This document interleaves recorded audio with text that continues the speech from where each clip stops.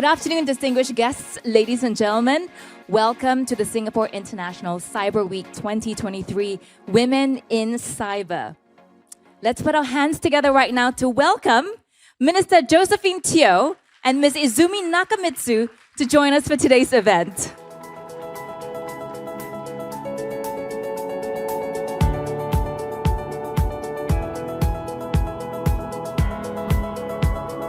My name is Jamie and I'll be your MC for today. Very honored to be here again this year.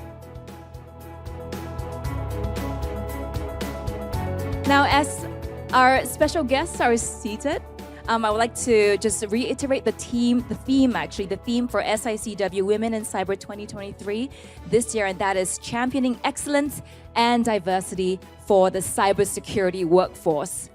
In its 5th edition of CSA's SG Cyber Women Initiative, this event aims to promote cybersecurity as a career for female students, for female professionals, and mothers returning to work.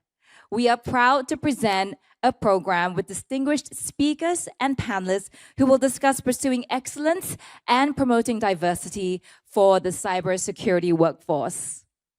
To begin the conference proceedings, it gives me great pleasure to invite Mrs. Josephine Teo, Minister for Communications and Information, Second Minister for Home Affairs, and Minister in charge of Smart Nation and Cybersecurity, to give her opening address. She's already on stage. Take it away, Thank you very Minister much, Teo. Jamie. Good afternoon, everyone. Can I just say that if you have decided to be in this room at this point in time, you made the best decision for SICW. You won't regret it. But I'm really happy to be here again at Singapore International Cyber Week Women in Cyber event. I want to thank all of our speakers for making time, especially to come for SICW, and more importantly, to put this on your calendar, to see this as being an important part of our work to promote the advancement of women in cyber. Now, in truth, in cybersecurity, women remain a minority. But later on, you will see from the panels that we've somehow managed to assemble such a sterling group, and each one of the speakers are leaders of their respective organizations, and their achievements in cybersecurity are internationally recognized. I'm personally looking forward to the discussions, and I'm sure we have much to learn from each one of you. I also want to say that we are fortunate in Singapore that we are seeing healthy and growing interest amongst women as well as girls to take on roles in cybersecurity. Part of the reason we believe is because there are more role models now than before. You take, for example, Jenny Tan. Jenny is right now the president of ISACA. The ISACA Singapore chapter has been around for 40 years, but it's taken them 40 years to decide to appoint a woman as its leader. Now, professionally, Jenny has won numerous accolades, including the Singapore Top Woman in Security 2022 award and the Cybersecurity Awards 2023 in the Leaders category. But she has also spearheaded ISACA's She Leads Tech program that developed a conversion program to mentor girls and women interested to work in tech. The women who have benefited include homemakers, people who you would least expect to want to be in a program like this, but it also has benefited mid-career professionals who are either seeking to deepen their skills, grow in their professionalism, or to switch careers. We also have Sherin Lee. I believe her picture is also shown here. She founded the Ladies in Cyber Charter for the Association of Information Security Professionals, or AISP. The volunteers have touched the lives of over 4,000 aspiring girls and women. Now, because demand far outstrips supply, it is a really good time to welcome more women to the cybersecurity profession. It also fits well with our holistic yet practical approach to grow a sustainable talent pipeline for cyber. Well, the Singapore government sees this as being important, but we also don't try to do this alone. In fact, we prefer to draw on the strengths of our partners to develop multiple pathways for crowding in talents into cyber. For example, CSA works with our institutes of higher learning to provide more opportunities in education. Our institutes of higher learning now offer more than 20 degree and diploma cybersecurity courses that attract the best students and produce more than 900 graduates annually. Now, you might think, 900 in the overall scheme of things in the whole wide world, that's not a lot. For Singapore, that is a lot, because our annual intake in the universities aren't that high in any case. So this is a very significant group that is now flowing annually into the sector. It is certainly a far cry from just a few years ago, where there weren't even a single specialized course in cybersecurity in our institutes of higher learning. So we've come a long way. CSA also works closely with our professional associations, who have strong networks on the ground and support their outreach efforts. We're not stopping there. Just last month, I announced that CSA will invest $50 million in cybersecurity, talent, innovation, and growth. And under this cybersecurity, talent, innovation, and growth plan, CSA will expand opportunities for mid-career conversions. We were just saying in the room how important this is, because many of the most outstanding cybersecurity professionals that we encountered today did not necessarily have their careers start in cybersecurity, but they have grown into their roles and they have distinguished themselves. This cyber TIG plan will also help the existing cybersecurity workforce raise its professional standards. Because cybersecurity is also a team effort, we believe it is important to include non-cyber professionals in our plans. These can be professionals in finance, law, procurement, operations, and engineering, whose primary duties are not in cybersecurity, but whose involvement in designing effective cyber defenses cannot be overlooked. They are essential to part of the team that can safeguard an organization's assets properly against cyber risk. Therefore, as part of the TIG plan that I mentioned earlier, CSA will launch the SG Cyber Associates program.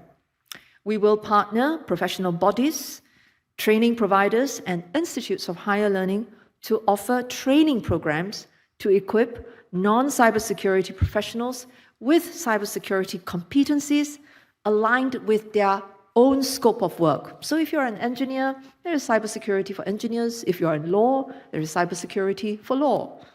We will be starting with 2 pilots. The first will be with ISC2 to offer 10,000 training places under their 1 million certified in cybersecurity program. The second will be with the Institution of Engineers to deliver short cybersecurity courses on targeted technology domains for engineers. As you can see, this is an all-out effort to raise the quality of cybersecurity in Singapore. Cyber or non-cyber, you're on our radar. Student or already in the workforce, you're on our radar too. And needless to say, man or woman, you're also on our radar. I look forward to the panel discussions. I don't think you want to hear very much more from me. You should really be listening to our panelists. And I'm confident that they will offer valuable insights into how we can continue to nurture a broad range of cyber talents, as well as to develop the deep skills amongst our cyber professionals. And finally, as a shout out to all our partners, we really appreciate having you on board these programs, and we welcome more of you to work with us to secure our cyberspace. Thank you very much. Thank you, Minister. We would now like to invite Ms. Izumi Nakamitsu, Under-Secretary General and High Representative for Disarmament Affairs of the United Nations, to deliver her remarks. Your Excellency, please.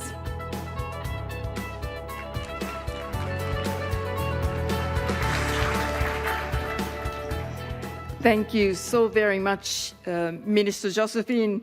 After your remarks, and I think everyone's, as you say, looking forward to listen to the panel, but I very much agree with you. This is probably the most important panel, so I'm very, very proud to be and grateful to be invited to speak on this issue, which is very close to my heart personally, but also I think this is a top priority of the United Nations, both from the gender equality perspectives, but also enhancing role of women in international security, cybersecurity in general.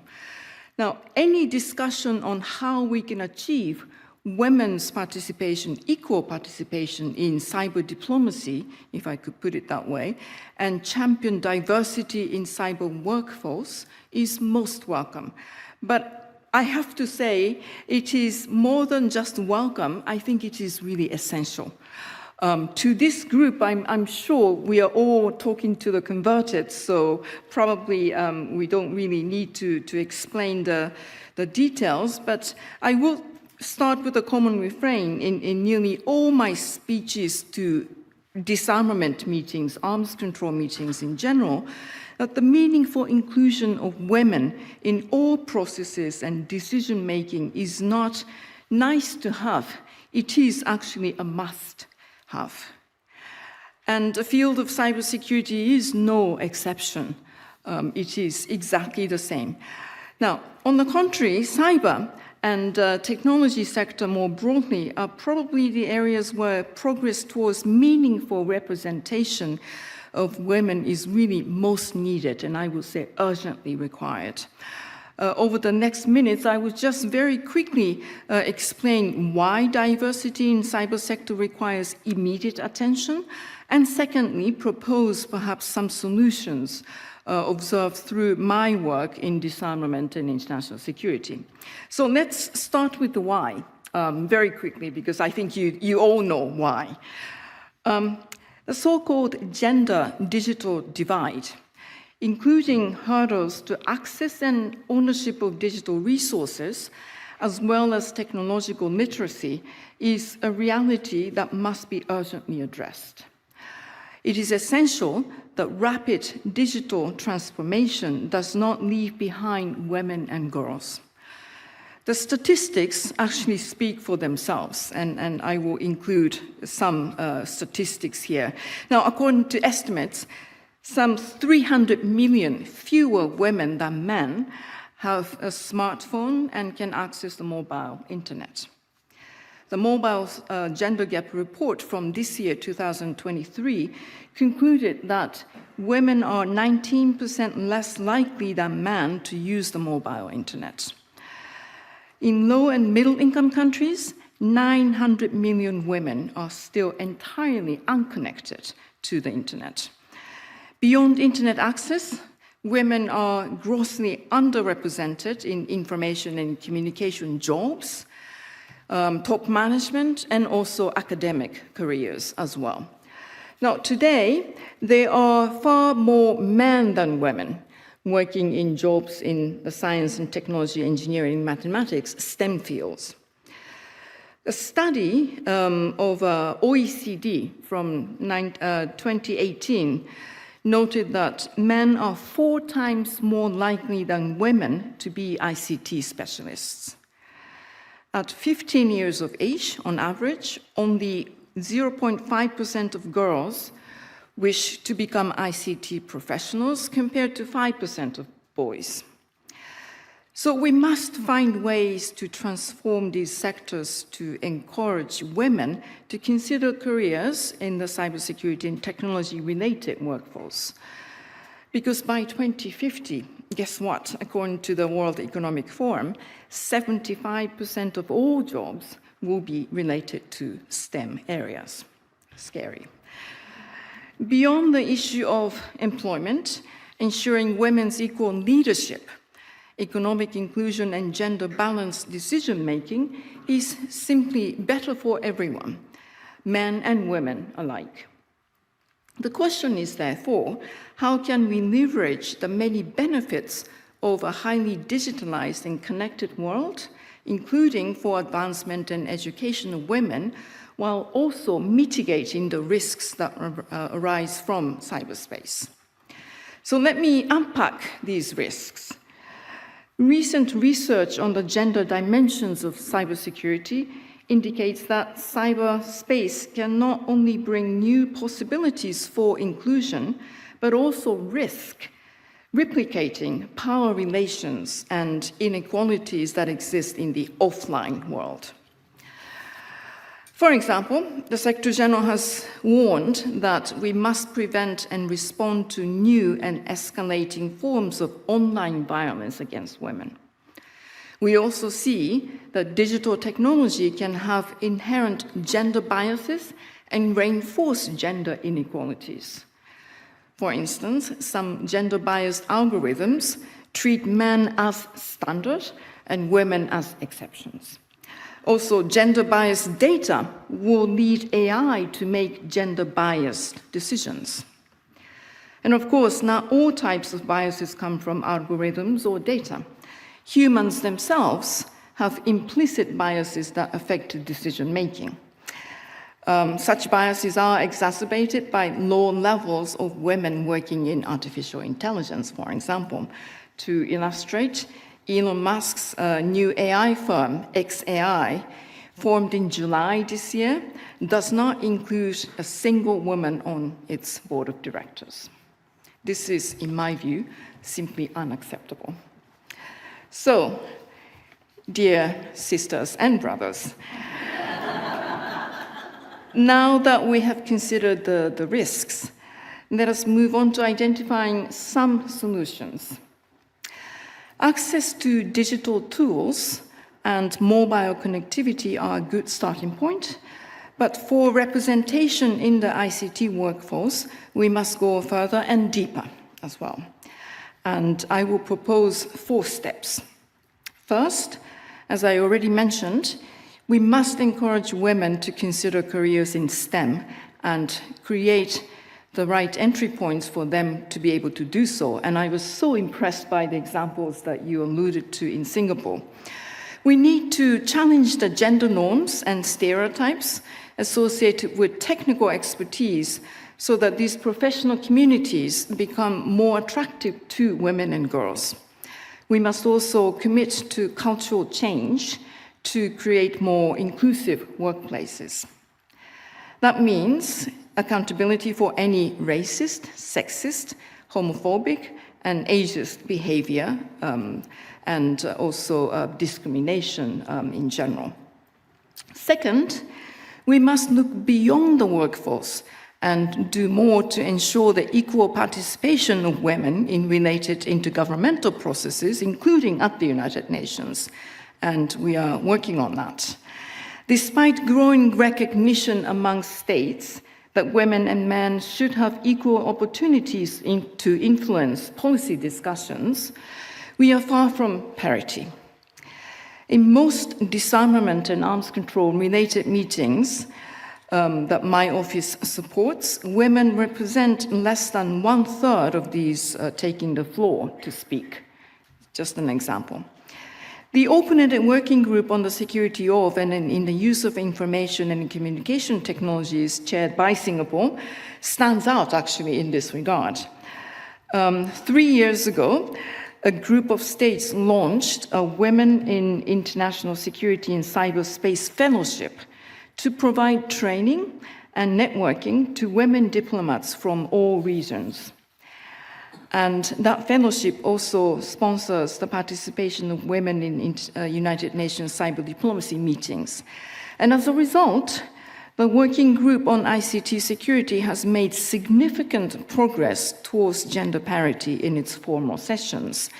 Now, last year in 2022, 43% of speakers in the first session and 49% of speakers in the second session were women. This year, at the third and fourth sessions, an average of 46% of interventions were made by women delegates. Now, this is much higher than any other disarmament multilateral processes. In the nuclear field, it's around 30%, a little bit less. So we have hovering close to parity, And the lesson that we learned is that concerted investment in training opportunities actually yields results. So let's keep up the work towards full equal participation. The third, we must ensure that gender perspectives are integrated in all policy-making processes, which will ultimately ensure more effective policies in the long run. Positively, there has been some progress in the beginning to unpack the substantive gender dimensions of cybersecurity. In the framework, again, of the open-ended working group that I mentioned, the prominence of gender perspectives continues to increase. States have called for narrowing the gender-digital divide and drawn attention to the need for gender perspectives in addressing ICT threats. States have also continued to encourage efforts to promote gender-responsive capacity-building efforts, including through the integration of gender perspectives into related policies. There have also been practical recommendations, such as development of checklists or questionnaires to identify needs and gaps related to the gender dimensions of ICT security. In parallel to the intergovernmental discussions, several civil society organizations and members of academia have also published studies on gender dimensions of cybersecurity. And this sort of knowledge generation from non-governmental stakeholders is really key to informing better policymaking, so the substance of gender issues to be integrated. Now, fourth and final, more gender-balanced participation promotes more diverse views and can challenge business as usual. To achieve that, we need to broaden the dialogue beyond women to tap into the full benefits of diversity and inclusion. We should look at the workforce from a lens of age, disability, race and ethnicity, sexual orientation, and gender identity, and other factors. Such an inclusive approach increases the chances of reaching sustainable, transformative, and effective solutions. Now, one final point that is worth repeating, the role of young people, both as the next generation of cyber professionals and as strong advocates for a more inclusive workforce in this moment, I think is absolutely essential. So, dear sisters and brothers, at the United Nations, we speak a lot about breaking down silos. One of the ways to do that is to build partnerships between experts across related disciplines. In his report, Our Common Agenda, the Secretary General calls for putting women and girls at the center of security policy. Now, in the context of cybersecurity, we could do more to connect gender experts with cybersecurity experts so that the expertise available in both areas is maximally leveraged for common benefit. On the policy front, a greater integration of cyber issues into women, peace and security agenda is a valuable pursuit. And to date, cybersecurity has been relatively absent from such discussions, including in national action plans on Security Council Resolution 1325. Yet, cybersecurity substantially links to all four pillars of the 1325 agenda, namely protection, participation, prevention, and relief and recovery. So the UN stands ready to work with all partners here today, all of you, governments, civil society, and academia and industry, to build a more secure and more inclusive digital future. And I think we are in a good place here to actually start identifying concrete actions. I thank you so much for your attention. Thank you, Your Excellency. Just Just wanted to remind you that we'll be using Slido for the Q&A segment. We're flashing a QR code on the screen right now. Please use your camera function on your mobile phone to scan the code and then input your questions for our panelists. And speaking of which, let's start the panel chat. The topic for the first panel chat is Pursuing Excellence for the Cybersecurity Workforce, and it's moderated by Ms. Gwenda Fong, Deputy Secretary, Development and Regulation, Ministry of Communication and Information.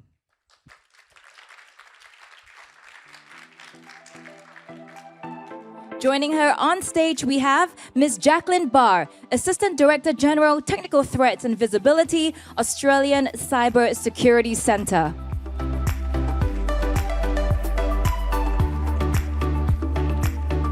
Next, we'd like to call upon Ms. Purnima Debol, Co-founder and Chief Product Officer, Menlo Security.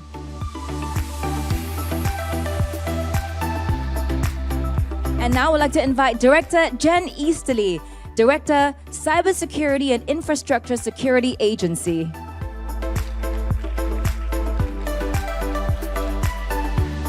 Next, Ms. Claire Rosso, Chief Executive Officer, ISC2.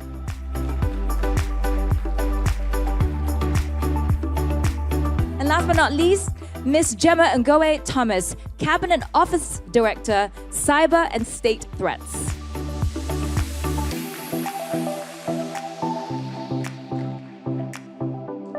Ms. Gwenda Fong and panelists, the stage is yours. Thank you. Thank you very much. Very good afternoon, ladies and gentlemen, distinguished guests, and cybersecurity enthusiasts. Welcome to the first panel of our Women in Cyber session, and this panel will explore issues around pursuing excellence for the cybersecurity workforce. It is indeed my great pleasure and honor to be the moderator for this panel discussion, alongside these very distinguished, not just women in cyber, but women leaders in cyber, and I'm really excited for the discussion that we'll have over the next hour or so. So at the heart of cybersecurity excellence lies a dedicated workforce. However, the field faces several pressing challenges today. These include a global shortage of skilled professionals, an ever-increasing workload because of the frequency and sophistication of attacks, and the need to manage risk stemming from the rapid adoption of emerging technologies. So I hope to be able to dive into some of these issues in the panel discussion. But before I do so, it's my pleasure to be able to introduce the panelists that we have on stage today, who represent a range of views from both the public and private sectors. First, we have Ms. Jacqueline Barr, who is the Assistant Director General for Technical Threats and Visibility at the Australian Cybersecurity Centre. Next, we have Ms. Purnima Debol, who is the Co-founder and Chief Product Officer at Menlo Security. Then we have Ms. Jen Easterly, who is the Director of the United States Cybersecurity and Infrastructure Security Agency. Next to her, we have Ms. Claire Rosso, who is the CEO of ISC2. And last but certainly not least, we have Ms. Gemma Ngoe Thomas, who is the UK Cabinet Office Director for the Cyber and State Threats. So to all our panel, to our audience members, as we have the panel discussion, if you have any questions that come to mind, please feel free to put them on Slido, and I hope that we'll be able to get to them later on. So to kick things off, I would like to invite each of our panelists to perhaps start by sharing a personal story on an early inspiration that ignited your interest to pursue a career in cybersecurity. I'm not sure about you, but in my experience, when I was in college, I did electrical engineering, and cybersecurity wasn't even a field of study. There was one course on cryptography, which I did not take. So in my case, I kind of fell inadvertently or unexpectedly into the field of cybersecurity. So I'd like to hear from each of you, what's the personal story and journey that has taken you to where you are today? Maybe we'll start with Jackie. Fabulous, thank you. And it's fantastic to be here today and to share with you. And the Singapore Cyber Week is just a fantastic opportunity for everyone to get together. So I'm looking forward to the discussion. So for me, I'm very passionate about our national security and really enjoy being at really the sharp end of the forefront of those security challenges that are challenging and really take that team approach. And so for me, moving then into cybersecurity, what I'm driven by is firstly working with my technical experts. I really enjoy leading technical teams and enthused by their technical expertise. And I guess we talk about cliches here about breaking those ceilings. Like often they're more of the introvert styles who enjoy looking at their zeros and ones. And for me, bringing the strengths of my kind of more strategic vision, the problem solving, and I enjoy getting out and talking to people has really been how I've been really excited by this field. And the other part to that is no single entity or organisation can solve the cyber challenges that we face. And so as I've embarked more into the cybersecurity field, very passionate about public and private partnership. I enjoy working with our government partners, with our international partners who all have strengths to leverage, but our industry partners really have the other side of that kind of innovation. And so it's really where, again, it's I often say cyber is a team sport. My background is synchronized swimming. I was on our national team. So I often say, you know, that the challenges of being held underwater and running on the spot and waving your arms and legs in the air while trying to look really, really good and seamless as you do it. You know, cyber's really got some of those analogies. So yeah, thank you. That's a great personal story. Thank you for sharing. Purnima. All right. So thank you, first of all, for having me. And well, I'll split my personal story into two parts, just to describe it. So the first part of it is how I went to engineering was very much inspired by, I'm from India, grew up there, and I recall one of my aunts who's a physicist. And she was one of two women in the National Aeronautic Laboratory in India.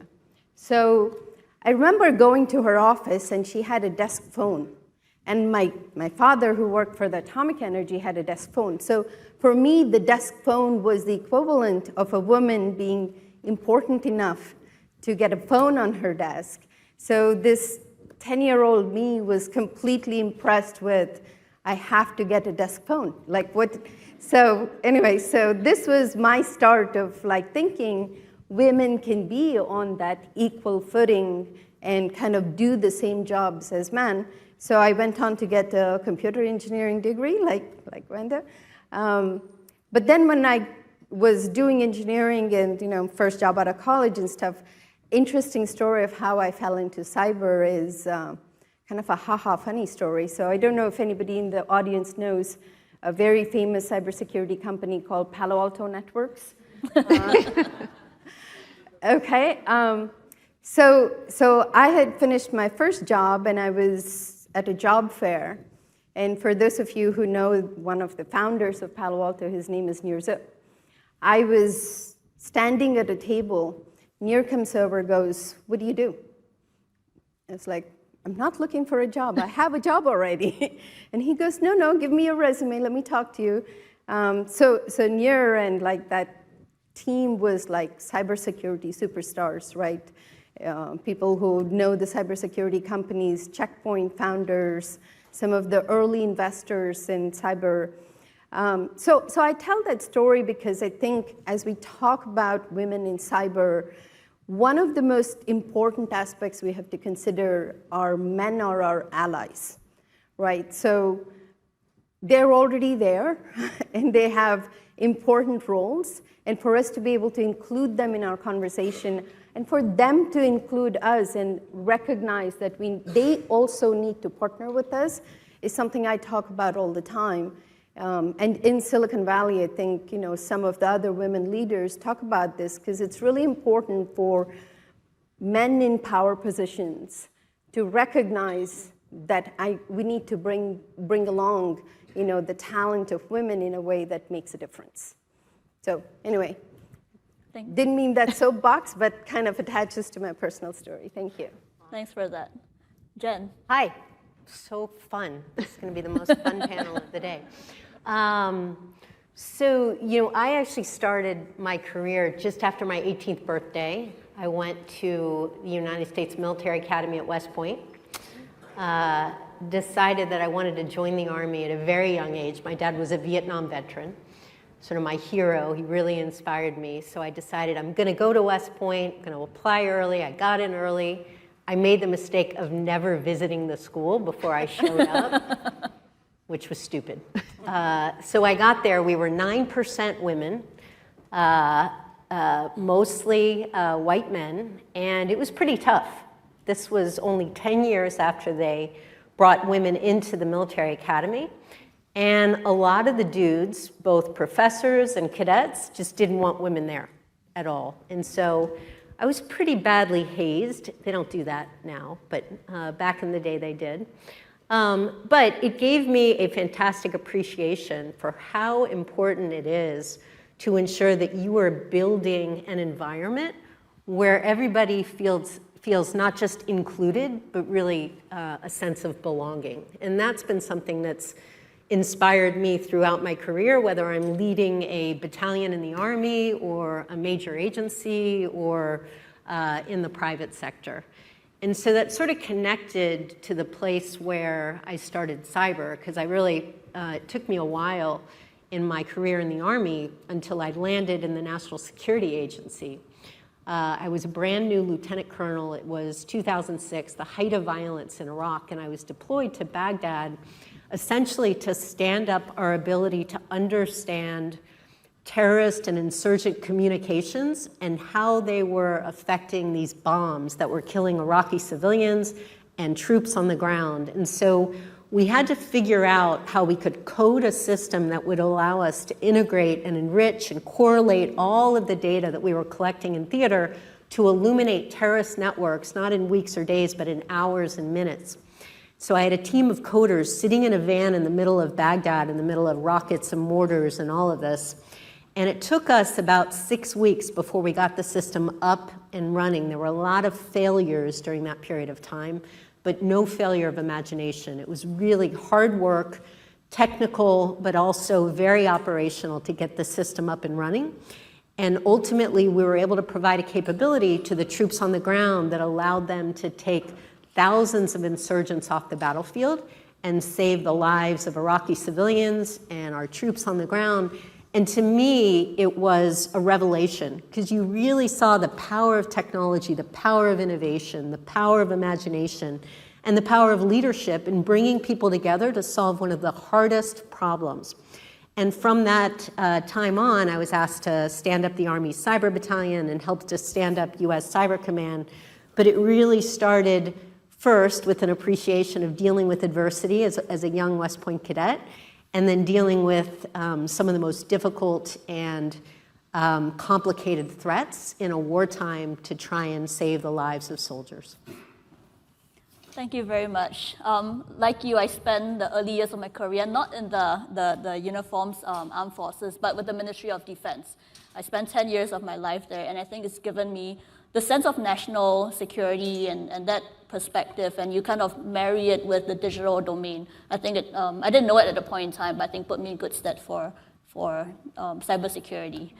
Next, we're going to move on to Claire, who also has a really interesting story. I like how the stories have been just really diverse. Claire, over to you. Not nearly as inspiring as that, but very, very different than that. There are two versions of my story. One version of my story says, I'm working from home in 2020 during COVID, ready to leave the organization I was working for, and a recruiter calls me and say, hey, ISC Squared needs a new CEO, must be a cybersecurity expert. Do you want to apply? I'm not a cybersecurity expert. Heck yeah, I'll apply. Okay, that's one version of my story.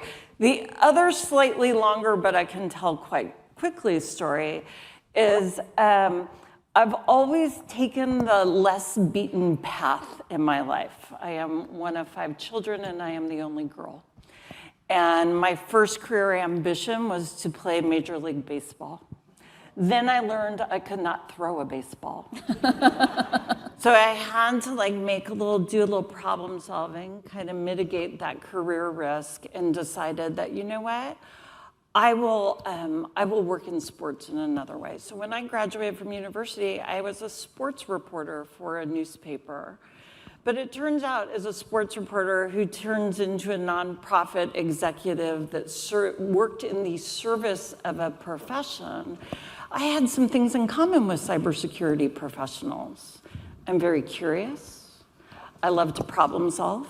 I'm an analytical thinker. I'm very creative. I'm a good communicator. I always want to learn.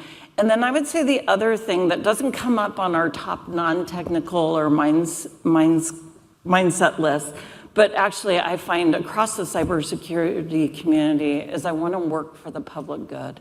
And that's what cybersecurity professionals do. So that's a little bit of how I ended up here.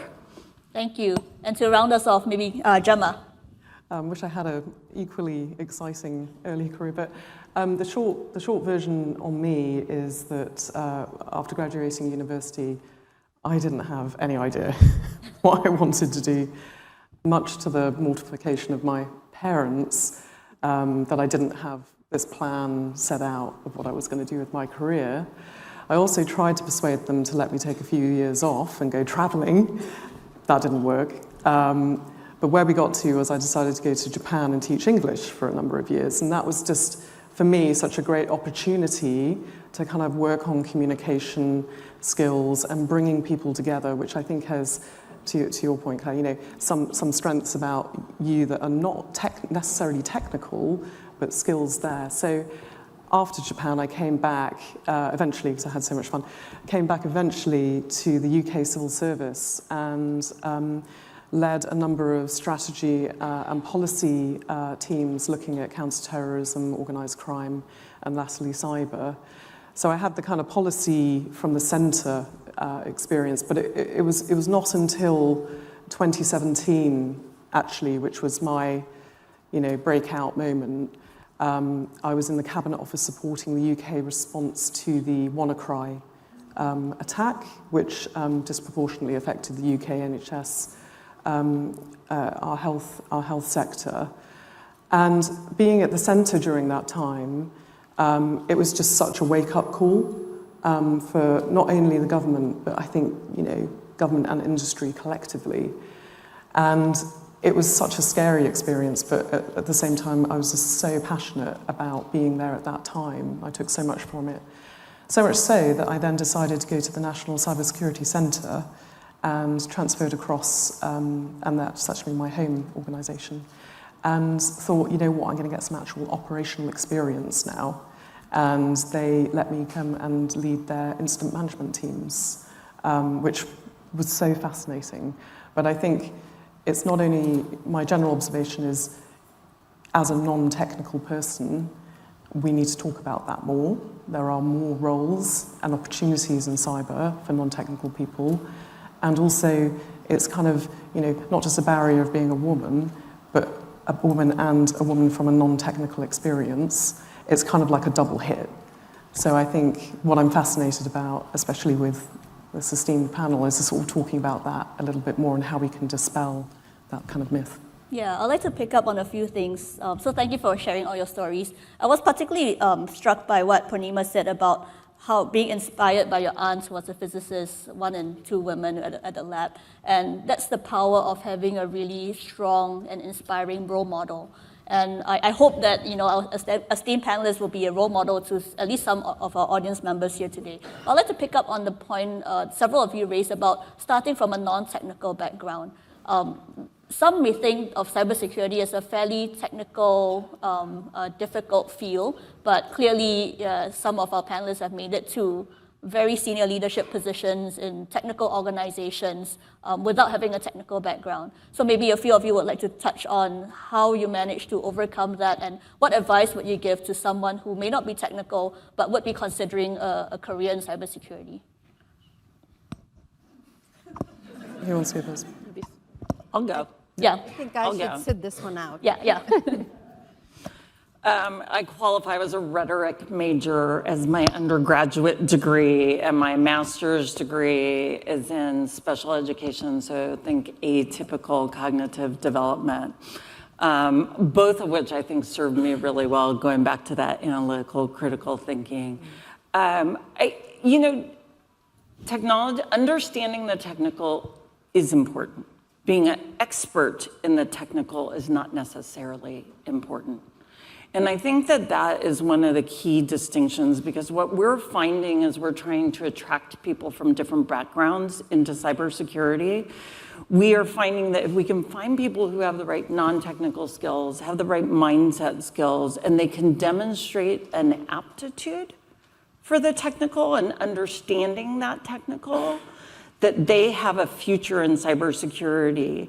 And the minister at the beginning talked about our partnership with CSA at ISC2, and we have a 1 million certified in cybersecurity program that we introduced last year, that we are putting 1 million individuals globally through this entry-level program, no experience required, covers the core domains of cyber, and for an employer, shows them that this individual has the aptitude for a career in cyber, invest in them. For the individual, it gives you a little exposure to the technical side, so you as an individual can decide, is this for me? It has had phenomenal impact so far. We are just over a year in. We've enrolled 275,000 in the free education. Nice. We have certified more than 35,000 individuals globally, and we are really starting to move people from different backgrounds into cyber and starting to change the profile. We actually have, we have very early days on stats. In the UK, Canada, Ireland, and US, 66% of the people, the males who have earned that certification identify as non-white. And that's a big barrier that we have crossed. We are 26% female, so we still have some work to do there. But I think part of it is finding the partners to work with to create the exposure to the art of the possible that will help people understand there is a path for them, and seeing people like my colleagues here who come from the non-technical side helps too with understanding that there's a place for you in cyber. Thank you. Before I move on to the next topic about developing people, I wanted to kind of maybe take the opportunity to ask each of you a question about being not just a woman in cyber, but a woman leader in cyber. So what are the key qualities or skills that you believe make a successful leader in the field of cybersecurity, and how can one develop that? Yeah. I think from my own experiences, I was very fortunate when I entered the Department of Defense. I had a strong female leadership team, and so it really created that for me, a really conducive environment about what strong, agile leadership looked like. That, fortunate for me, I didn't see that barrier about, I can become, into a senior leadership position. So I think we've spoken about role modeling, but being able to see that and, that yes, women are often called, if you're direct, that is she being a bit too forceful versus a strong leader. I mean, I think I just harnessed that and said, I'm happy to share my views and to crack on. I think more to now what my leadership strengths are is I really think it's about being authentic. You want people to trust you, want people to come on that journey. So for me, that is really key, and that's the way I actually operate. I really like trust and transparency in my relationships. I think resilient and adaptive. Again, this is a problem space. Like it's constantly shifting and changing. And if you're someone who likes something very fixed and you think you know the answers, it's probably not the kind of field. So I think we're people who like to work in a very dynamic and rich problem solving environment. And for me, again, it comes back to teamwork. I love working with people, and so I think if you're, that strength of communication. I think bringing back to before around demystifying around as what skills and what careers are available in cyber. We often talk about, we've moved past, it's the people in the hoodies looking at the zeros and ones, and that's definitely one component that we need. We need that, rich and depth of technical skills. But if we can't translate that into advice for the public and advice for a government and be able to communicate that effectively, then we're not achieving outcomes. And so again, some of I've got key female leadership roles in my team who are operational coordinators. They are driving policy. They are putting inputs into our national cybersecurity strategy, was at the forefront of our national security. So, I mean, I think that's, you know, I've tried to give a well-rounded there around, and actually just one other thing I would say is, for me also, this is a little thing, like I even put in my calendar when I am out of the office, when I am leaving to do child pickup. And people have said to me, because you do that and emulate that behavior means that I am free to actually say, this is my home time and I can go off and do that. So just, you know, we need to think that individuals come to work. It's not, you know, the technical SME, and that's all that we bring to our workplace. It's so that we can bring our best. Thank you very much. I wanted to ask Jen if you had anything to add on to the perspective on leadership in cybersecurity, given that the military is known for training people for leadership roles. Anything to add from that perspective? You know, a couple of things. I'll tell a couple stories. I was a young major, and I was posted to the White House. It was 2002, and I was the executive assistant to Condoleezza Rice, who was the national security advisor. It was a really difficult time because it was right after 9/11. We were preparing to go to war in Iraq. There were the 9/11 commission hearings, and she was a great role model to me. Brilliant, tough as hell, but incredibly gracious. And I learned a lot from how she conducted herself around other people and how she made decisions under intense pressure. And that was a real, it was a real lesson for me as I became more senior in the military.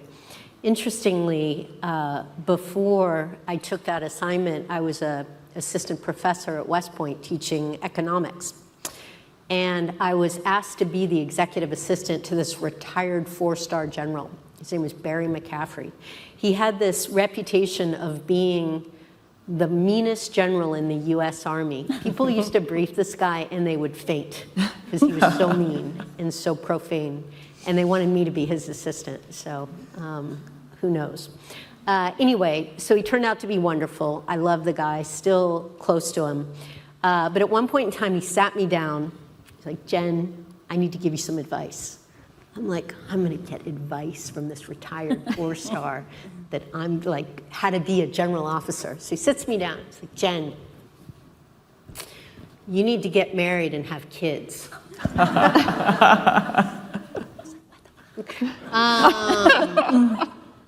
But after my initial reaction, I got what he was saying. He was saying, you can be an incredibly successful officer in the Army, and you can be a mom, you can be married, and you can, in fact, do it all. You can't necessarily do it all at the same time, but don't give up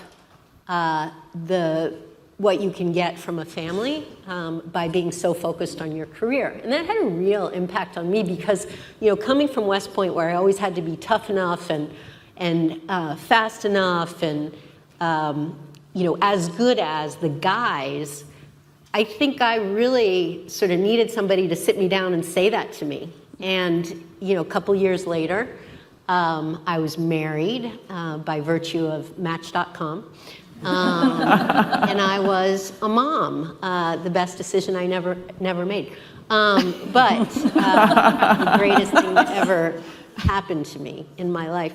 You know, the last thing I'd say is you think about cybersecurity and it's very counterintuitive, right? We talk about zero trust, but really to be a good leader, you have to be able to build trust. Mm-hmm. We talk about eradicating vulnerabilities, but really to be a great leader, you have to show vulnerability. Yeah. Showing vulnerability creates trust. We talk about artificial intelligence, but really it's emotional intelligence. And we talk about the importance, you know, you can't just be authentic, you have to be multi-factor authentic in cybersecurity.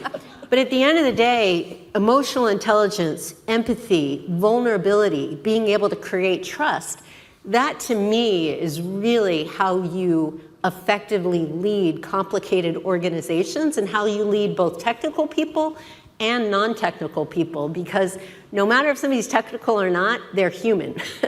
And being able to appeal to people on a human level is the most important thing that we can be. And like the truth of the matter is, let's just say it, like women are more emotionally intelligent and are more empathetic in my view. But a lot of it comes from being a mom, I think. And so I wrote an article a couple years ago with a teammate of mine at Morgan Stanley about women in cybersecurity. It's called Empathy in Cybersecurity. And it's really about how the empathy gene makes us better cybersecurity leaders. And it's something that women have. So go sisters. Yeah. Wow. That was such an interesting kind of discussion, but I feel like we do need to shift the conversation a little bit. And I want to talk a little bit about developing people, developing the workforce, because the panel is about pursuing excellence. Minister Josephine recently announced that CSA will be studying the feasibility of professionalizing the cybersecurity workforce in Singapore. And this is something, a move that I know the UK has taken. So maybe I could first invite Gemma to talk a little bit about the UK's approach to this. And then later, if I could turn to Purnima to share your perspectives from the enterprise point of view. What does professionalizing, training, and diversifying the cybersecurity workforce, what that looks like? Gemma? Yeah, sure. So the UK National Cyber Strategy, the last couple of iterations, one theme has been super consistent skills and developing workforce, and that remains front and centre of our Prime Minister and ministerial team's objectives. We've done a number of things, and interventions which we think have, made a demonstrable kind of difference over the last couple of years. In 2021, we set up a UK Skills Council, and that has articulated 16 specialisms. So being really super clear about what areas you can go into in cybersecurity, but also very helpfully sort of dispelling any myth about entry requirements and just sort of really, accessible information that people at various different levels can kind of get into. So, that has led to even more thinking around standardizing skills frameworks. And I know the US have obviously done quite a lot, and the EU have done quite a lot on frameworks. And we're kind of watching and learning all of that and augmenting it into it. Because I think one of the key areas here that is really interesting is when you have a kind of standardized skills framework, it then does create a bit more of a level playing field, because at least then people are selected and able to access stuff where it is equally, viewed on a sort of baseline of competency. So I think standardizing skills, the more that we can do that together, is super, super key. Over the last year, we've also set up a National Cyber Advisory Board, because this isn't just government talking to itself, which we used to do a lot of. We need to get the views of industry on what skills are going to be needed, not just next year, but in 10 years' time. And if we're not making the right educational pipeline through the system, then it's not going to produce employable people. So our National Cyber Advisory Board is co-chaired by our Deputy Prime Minister and Sharon Barber, who's head of Lloyd's. And it assembles other captains of industry to kind of get around the table and genuinely say, look, this is a shared challenge. What are we going to do about it? So that has led to some extra action on apprenticeship schemes, but just getting a bit of a reality check from industry on what sorts of things they're going to want in 5 to 10 years' time. So I think that has been sort of the key aspect of the UK approach. And then lastly, I'll just mention a couple of really great initiatives in terms of early intervention. The Cyber First Girls programme has been such a great success for the UK, and getting more girls attracted to cyber, that it isn't just guys with hoodies and in sort of rooms, but there are careers here. There are careers if you want to get into comms, if you want to get into the legal aspects, if you want to get into managerial, and that's been a really good gateway for getting folks interested. So Lindy Cameron, head of the NCSE, she's sort of talks about this initiative a lot. We want to grow it and do more, essentially, in the UK. But those are the key points I draw out. But the conversation with industry in this is key. Otherwise, we're not going to produce the right sorts of people. Thanks for that, Purnima. And maybe a perspective from the enterprise point of view. Yeah, so from an enterprise perspective, again, I look at it from two sides, right? There is the technical aspect of it, and I think like we've talked a lot here, you don't need to be in the weeds about it, but at the same time, you need to understand the lay of the land. Like I think you used a very good phrase, like you need to know, you don't have to be an expert. So I think we do a good job of taking not just non-technical, but early in career men and women, and teaching them through your product an infrastructure about cybersecurity, which is hands-on, you're helping customers, and that is pretty amazing path that people take, or employees, or at least we try to put them through it, but it's also about mentorship within an enterprise, right? So to be able to couple like somebody who's early in career to somebody who's done this a few times, and again, creating that role model framework has been a phenomenal benefit for enterprises. Like training is the easiest investment we make in our people, right? Like I have a budget where I tell people, like not only should you have a professional goal every year, you should have a personal goal. I want you to take a class. I want you to get certified. So creating that environment of like you will learn and you'll fit the job. The second thing that I think is really important, more so for women than men, and I don't have enough psychological or psychiatric background to pontificate on this, but there's a lot of times where women being an expert in the room still will not step into that breach. Right? So one of the things that I really advocate for women is step up. If it doesn't work out, it's okay. Take responsibility. I joke with my bosses, like my superpower is I make decisions. Because it's like there will be a room full of people. We've talked about everything, but some reason people are not saying this is what we'll do, we go forward with. So that's like really, really key that I see for women. When you are in what is, like I think I mentioned in the other room, 99% of the time, I'm sure it was the same for you, I'm the only woman in a room, right? Be it a customer meeting, CISOs, whatever it is. And to be able to step into that and be okay if you're wrong. Take responsibility if you make a mistake, but don't let that hold you back. I think that's my consistent advice to always, more so women than men. Something about our need to be right or need to be perfect. I don't know where that comes from, but yeah, I think don't be afraid to be wrong. Yeah. Thanks for that. I wanted to pose one last question to Claire on certification before we turn to the questions on Slido. So Claire, I would like to hear your thoughts about how certification plays a role in shaping the future of the cybersecurity workforce. Could you talk a little bit about how ISC2 supports professionals at all stages of their cybersecurity careers? And there are some questions on the platform that talks about, how can a non-technical person get technical training? If I were in another area or another industry, how do I do a mid-career switch? So if you could talk a little bit about training and certification in the context of supporting someone with those decisions. All right, so certification is all about the validation of knowledge, skills, and experience, right? In fact, we partner with the UK Cybersecurity Council on their chartering scheme.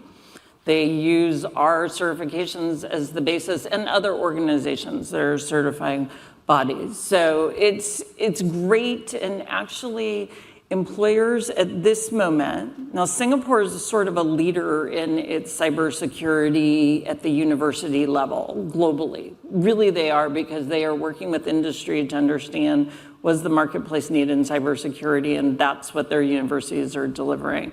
A lot of times we see around the globe that cyber in universities is an academic exercise.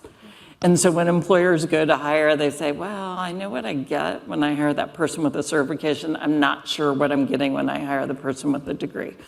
So that's one of the values that certification has. We created Certified in Cybersecurity to really help people at the entry level get started on that journey.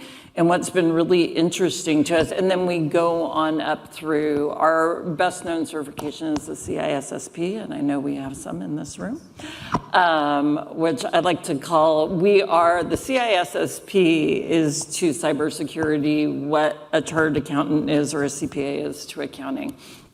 But it's actually turned into, so it's a year of learning, a year of being vulnerable and being ready to fall flat on our faces after we promised 1 million certified in cybersecurity, but we've learned a ton.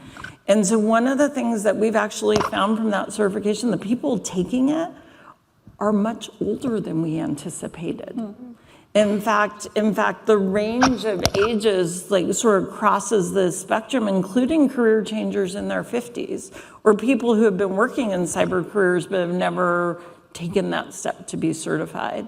So I do think that it plays a role across the career cycle of individuals. And the other thing that's really important, and when we talk about, and it's been talked about in the rooms today, when we talk about professionalization of a sector, it's not just about that sort of setting the standards for those knowledge, skills, and experience, but also professionalization of a sector has to include a commitment to lifelong learning, and it has to include a commitment to ethics and a code of professional conduct. And I think that those are really important, and those are also some of the things that in the certification space that differentiate you from other people working in the field. Thank you for that.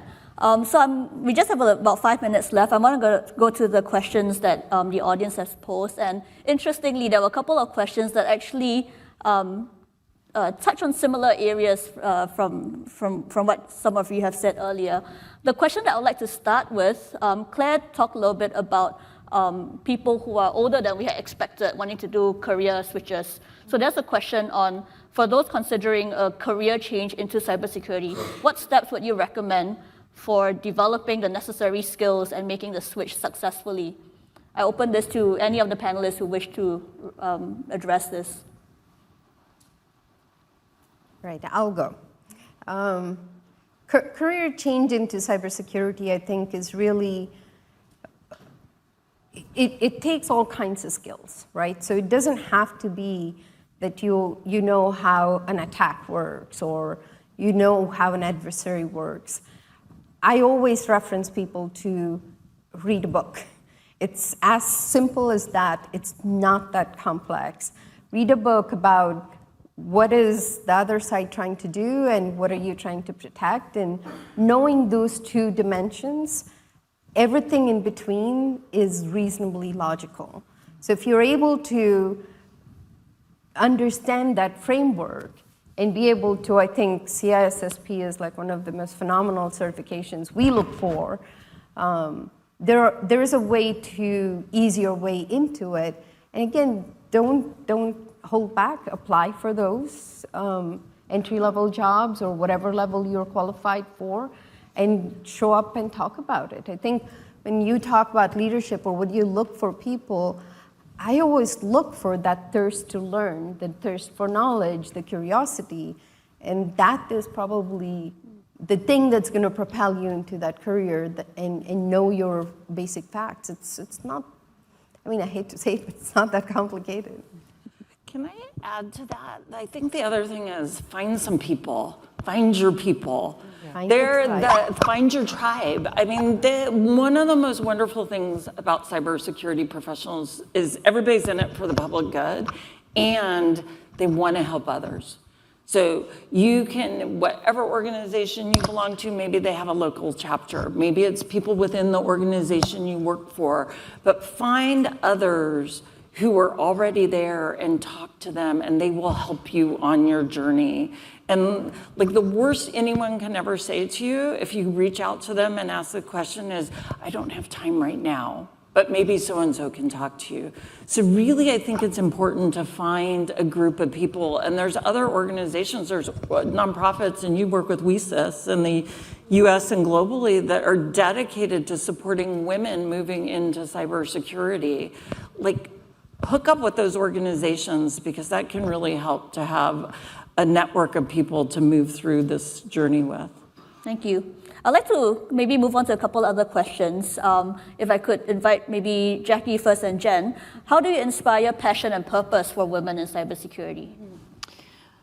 I think if we've remarked on already, it's creating that culture and environment so people can be their best versions of themselves without fear that they can come into the team. And whenever I speak to anyone who's interested in joining my tribe, my team, I talk about culture. I'm like, we work collaboratively here. We work with contesting ideas, that we bring innovation. And I think it's that setting that tone about what your, expectations are about how we will work together. And then the other part is always demonstrating it.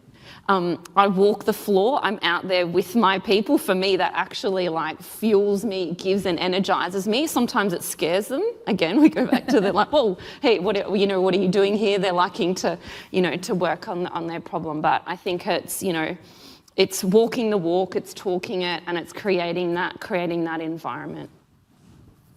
Yeah, very similar. I love your answer. How do you inspire passion and purpose? Well, you have to be passionate and purposeful, number one, because as a leader, everybody's looking at you, right? Everybody's looking at you. My team's looking at me right now saying, you're not always that passionate. But, I believe, I subscribe to this philosophy called Ikigai. Is anyone familiar with it? Yeah. So it's the intersection of four things, and I got it tattooed on my arm because I love it so much. It's do what you love, do what you're good at, do what the world needs, do what you can be rewarded for. And I think about that as sort of guiding what I do in my life. And it really helps me stay centered in terms of being the inspirational leader, helping to inspire passion in others just by feeling it myself. This job's a really hard job, but it's the best job I've ever had, and it is super fun. It is super fun because you're making an impact, you're creating trusted partnerships, you've got awesome teammates that you're working with, awesome international partners. And so, whatever you do, if you're enjoying doing it, if you like who you're doing it with, if you like the people that you're working for and you feel like you're making an impact, you will end up as an inspirational leader. Thanks for that. I really like the Ikigai concept as well, although I'm not quite sure we're going to get it tattooed on my arm. That's commitment. I'll give you my tattoo artist. Yeah. I would like to end with this one last question, and I'm going to pose this to all our panelists. I like this question. Earlier, Purnima talked about your superpower being, making decisions. And I would like to raise this question that was voted by some of our panelists. Can the panelists share one superpower that women can bring into the cybersecurity realm? Maybe we start from Gemma this time. We'll work back this way. Superpower, gosh. I don't know, this might be unfair on our male colleagues, but I would say from my experience it would be, and other inspirational, female leaders in the national security community in the UK that I've seen, is the ability, no matter what is happening, the ability to elevate and just keep the response on track, but not get dragged in to the sort of sideshow of, okay, something bad is happening, rather than jump to the who's to blame, let's get behind that, actually, let's just sort this out, let's elevate, let's do the right response, let's bring the right people together, and work through it. So maybe I'm being slightly unfair on some of my previous, in my formative career, but I think national security, as we've touched on before, has inculcated previously a culture of kind of male-dominated, sort of A-type kind of personality traits. So that's why I really agree with Jem when you were talking about vulnerable leadership style. And I think that is something that I think females are probably more predisposed to doing. Thank you. Claire, superpower. I'll iterate the vulnerability and I'll say resilience, and I'm going to define that as the ability to take a chance, fall flat on your face, and get back up and try again. Yep. And tell others what happened to you. Because they're going to help you do it better the next time. And you've just demonstrated that it's okay to fail, because they need to see that in leaders. Yeah. Thank you. Freaking stole mine. Oh, sorry. And I was going to say resilience. Resilience. So yeah, I mean, I totally agree with both those things. Everybody's going to deal with a lot of adversity in our lives. We're going to fail. It's okay. Embrace fail. Just learn from it. You know, get a growth mindset. You know, we don't have to be perfect at everything. When I mentor, and I mentor a lot of young women and young men, and I always say, do not fear failure. Failure can be your friend as long as you learn from it. So it's really this idea, as Claire was saying, resilience, but a growth mindset. Thank you. All right. Beyond decision making, what's your other superpower? I think from a women perspective, I have to go with communication, right? Because I again think that you go into a room of a lot of people talking in the weeds and not understanding how are you going to get from here to there. And I've always seen, like my team sometimes jokes, like, how is it that you say something and our boss understands it? And I said the same thing 2 minutes ago and he didn't understand it. I do think women's superpower is communication. I think we have the ability to simplify, target, go back to the mom part of, like, you know how to get your child to stop throwing a tantrum. Whatever that is, I think communication is a woman's superpower. Thank you. Jackie? I've been toying with two, if I'm allowed to, to venture into both. I think self-awareness. I think we are given a lot of, or we reflect on feedback, whether or not it comes from our own self-criticism about, can I do better? Am I right for this space? So I've continued, like, I think in my own journey, I've taken a lot of feedback, but I think you've got to use it constructively. It's about, you keep refining and you reflect and you grow and you push on harder. The other one I would say would be multitasking. We are managing many, many plates in the office, at home, everyone else's schedule, the kids' schedule, just to be here this week. I've got the mother-in-law at home maintaining the house schedule. I'm still on the phone, I'm managing the work office. So I think we can actually manage, far more spinning plates. Yeah. Thank you. I'll allow you the two superpowers. Okay, thank you. So we have just about run the clock down, and I'm not going to try to summarize everything, but I hope that the audience would agree with me that it's been extremely inspiring and fun panel discussion. A lot of personal stories, insights as to what kinds of attributes that women are predisposed to that make us good, not just women in cybersecurity, but even women leaders in cybersecurity. So I would like to invite the audience now to join me in thanking our distinguished panelists. Thank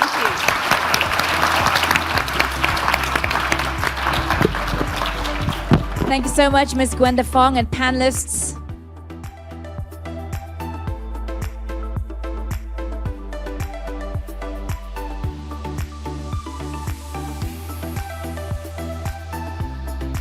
Very interesting insights in that panel. And thank you so much for your questions as well. And we invite you to input your questions for the next panel session. And I'm sure you know how to do it already, but I'm going to reiterate it right now. We're flashing a QR code right now. And with your mobile phone camera function, please scan the QR code to input the questions for the next panel. We're very heartened by the fact that we've done away with plastic mineral water bottles this year, but that also means that it takes a little while to clear the stage. Thank you so much for your kind understanding and patience. Once again, Slido QR code on the screens for you to input your questions for the next panel session. Okay, I believe they're done and we have refreshed the stage. I would like to invite you to get back to your seats because we're going to start with the next panel session. It'd be great for you to stay for the next one as I introduce our moderator and our panelists. Our next panel discussion on promoting diversity for the cybersecurity workforce, and our moderator for this session is Dr. Ming Tan, Founding Executive Director of Tech for Good Institute. And she's making her way up here.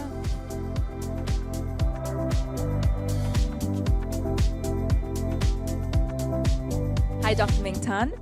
Joining her for this panel, we have Ms. Noor Al Abdullah, Director of Cyber Resiliency, Risk and Crisis Department, National Cybersecurity Agency. Next, I'd like to invite Ms. Rashmi Chatterjee, Chief Executive Officer, Istari.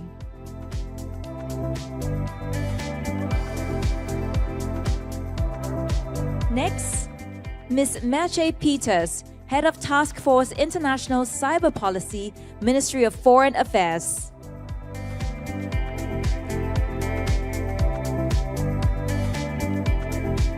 And now I would like to invite Mr. Stephen Ng, Chief Information Officer, Ensign Info Security.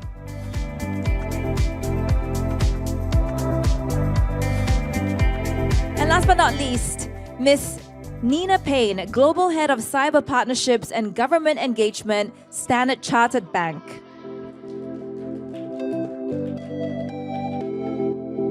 Dr. Ming Tan and panelists, the stage is yours. Right, I'm not sure if the mic is on. Good, thank you, Gwenda. Good afternoon, everybody, distinguished guests, ladies and gentlemen. That was an amazing panel just now, right? Thank you, Gwenda. Today's conversation is about promoting in the cybersecurity workforce.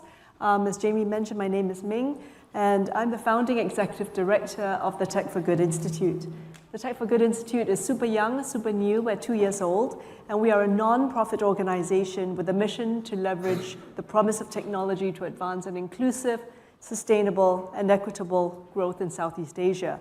Now, I think it was mentioned before that if digital transformation is to enable sustainable development and progress, this transformation needs to be safe, trusted, and secure for everyone. And so cybersecurity used to be tech-focused. We heard about that before, but we need people to foster cyber resilience in our economies, in our organizations, and most importantly, in our societies. So that's why events such as Singapore International Cyber Week is so important, and thank you so much to CSA Singapore, the organizers of this event, for bringing the public and private sectors together to reinforce this shared responsibility. Our topic today talks about the importance of diversity in an effective and future-ready cyber workforce. Earlier this year, I was lucky enough to be at an event by the Council for Board Diversity, of which I'm a member, that featured our former president, Halima, on her very last day in office. And I love the way she framed diversity, and I'd like to share that. Because there is inherent diversity, right? Our race, our gender, what we're born with. This is who we are, this is innate. And this is one of the basic elements that we consider when building our teams and organizations. Do we have a workforce that looks like the society that we're serving? But then there is also acquired diversity. Acquired, what do we, throughout our lives, throughout our careers, what experiences do we amass? What expertise, what networks? We've gone through all these different lives, and what are the professional capabilities that we bring to our role? And both innate as well as acquired diversity are equally important in creating an effective cyber workforce at all levels, from junior all the way to board level. And within a cyber workforce, diversity enables teams to bring different perspectives to the table, especially when managing risks or coping with evolving threats. So our panel today is actually a testament to this diversity, not just because we have Stephen here, but because we all come from different backgrounds, and I'm really excited to introduce our set of speakers. First, we have Noor Al Abdullah, Director of the National Cyber Resiliency, Risk and Crisis Management Department in the National Cybersecurity Agency at the State of Qatar. Nora has over 16 years of experience and knowledge in the field of cybersecurity, and her career spans many domains within this industry: cyber incident response, training and awareness, critical information infrastructure protection. And Nora is part of this paradigm shift in the field of cybersecurity and women empowerment in Qatar and the Middle East at large. Next, we've got Rashmi Chatterjee, Chief Executive Officer of Istari. Rashmi has held global sales and marketing leadership positions in her career, spending over 2 decades at IBM. Her most recent positions including Global Sales Leader for IBM Security and Chief Marketing Officer for IBM North America.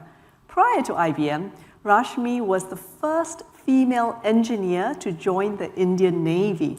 And as Deputy Director of Naval Design, she was commended by the President of India for her work in establishing the India Naval CAD/CAM Center. Next, we have Martia Peters, Head of Task Force International Cyber Policy of the Ministry of Foreign Affairs of the Netherlands. She's also co-chair of the Global Forum on Cyber Expertise. Many of you might know it as GFCE on behalf of the Netherlands. And Martia has a career as a diplomat, spanning different areas of foreign policy, such as human rights, security and stability, migration and development cooperation in many parts of the world. And before being appointed in the Dutch Ministry of Foreign Affairs, Ms. Peters worked in the United Nations. Mr. Stephen Ng is Chief Information Officer at Ensign Info Security. As CIO, Stephen provides the vision, the leadership, and tech governance to support Ensign Info Security's long-term business growth in the areas of enterprise-wide IT, digital transformation, and cybersecurity.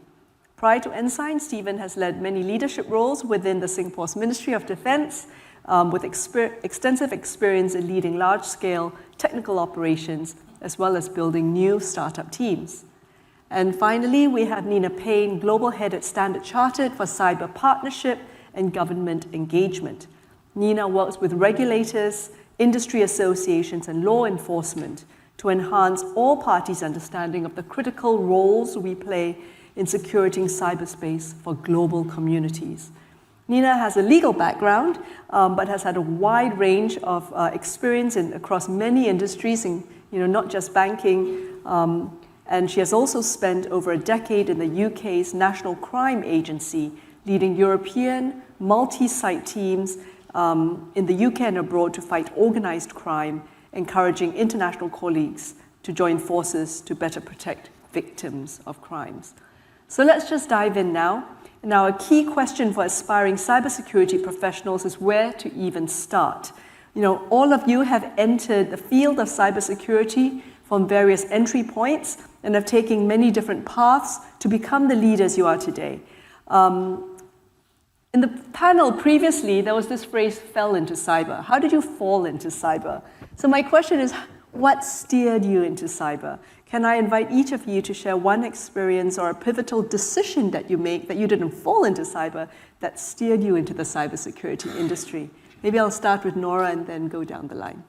I think, Ming, you make it very interesting by using the term fall, because I think literally most of us have fallen into cyber. Okay, so maybe fall was right, Linda.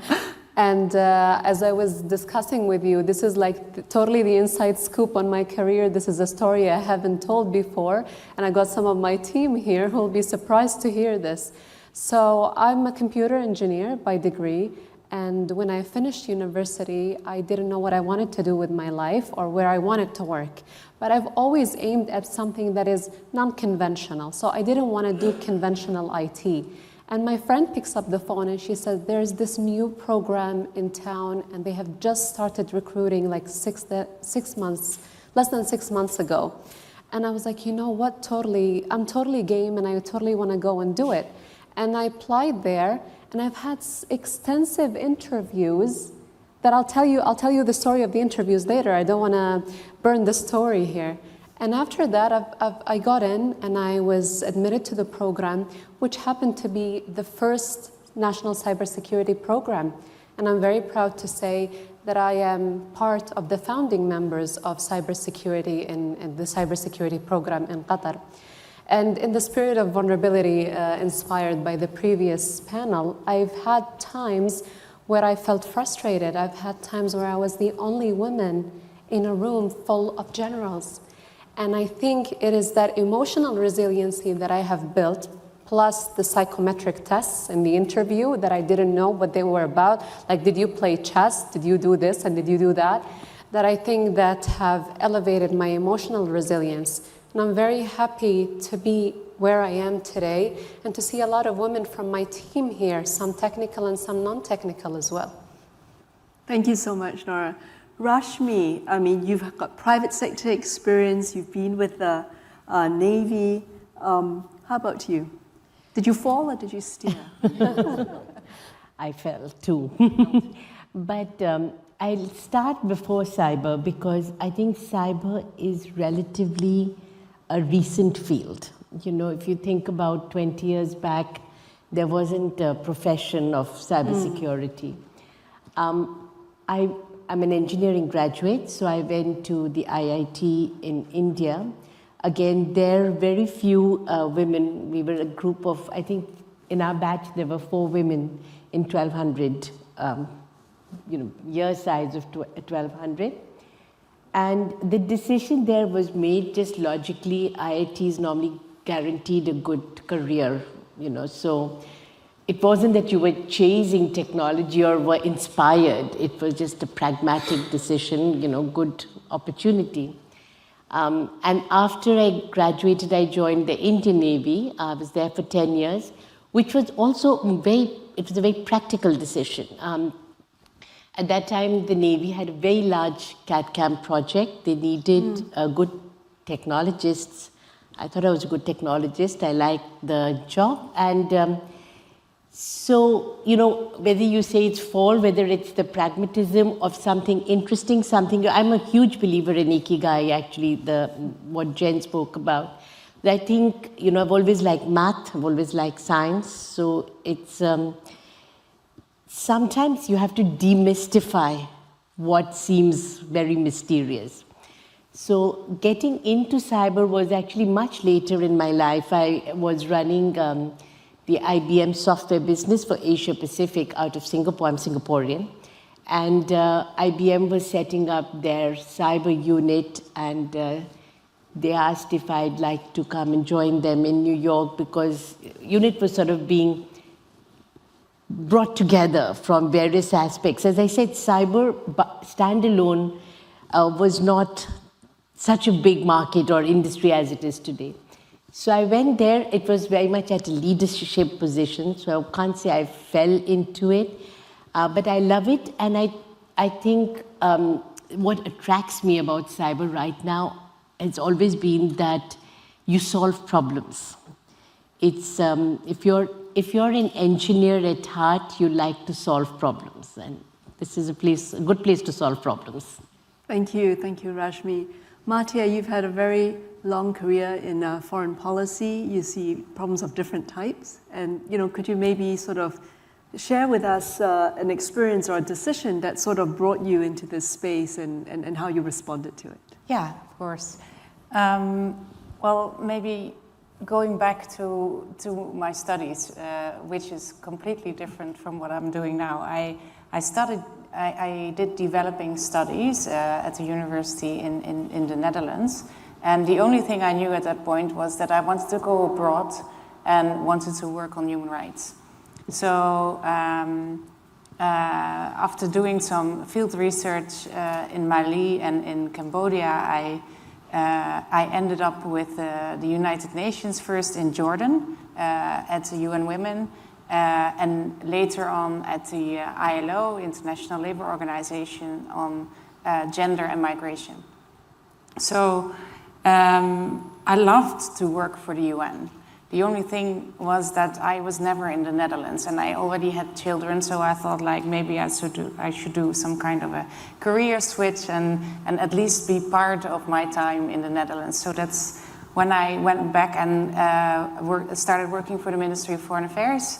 I had different positions there and worked and went abroad with my family as well, again to Jordan and to Bangkok.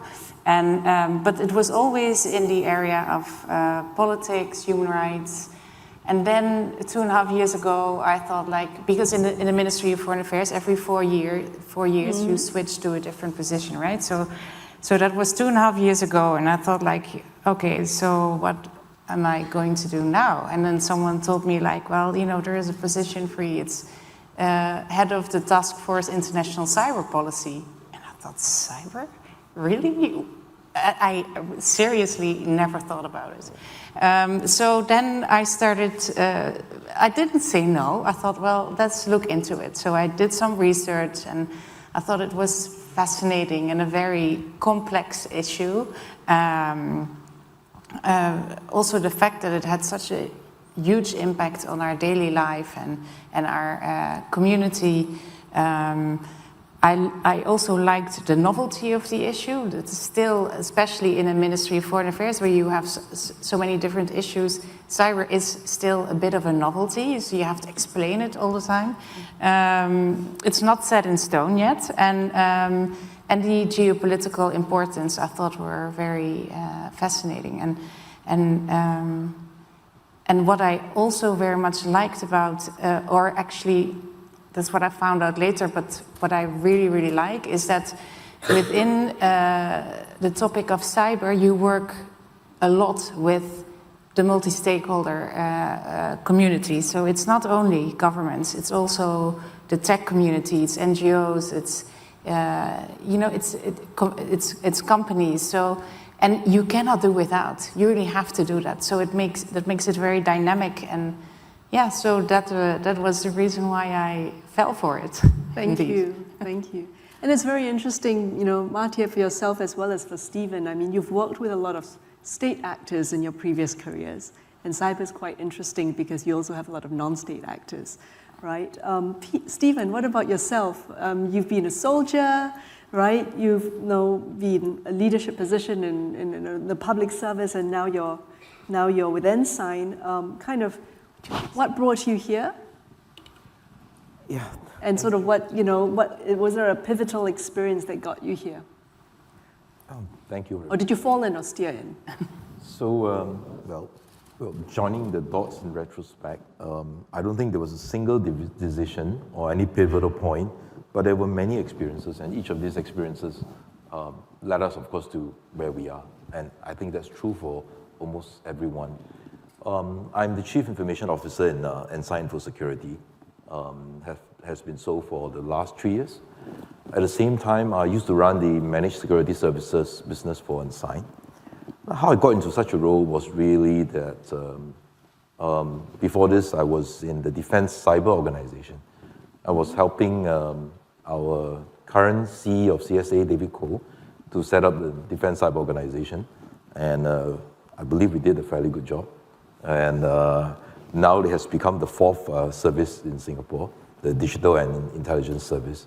Well, because of that, I ended up in Ensign subsequently. Now, how did I get into Defense Cyber Organization? For a long time before that, I was in military intelligence.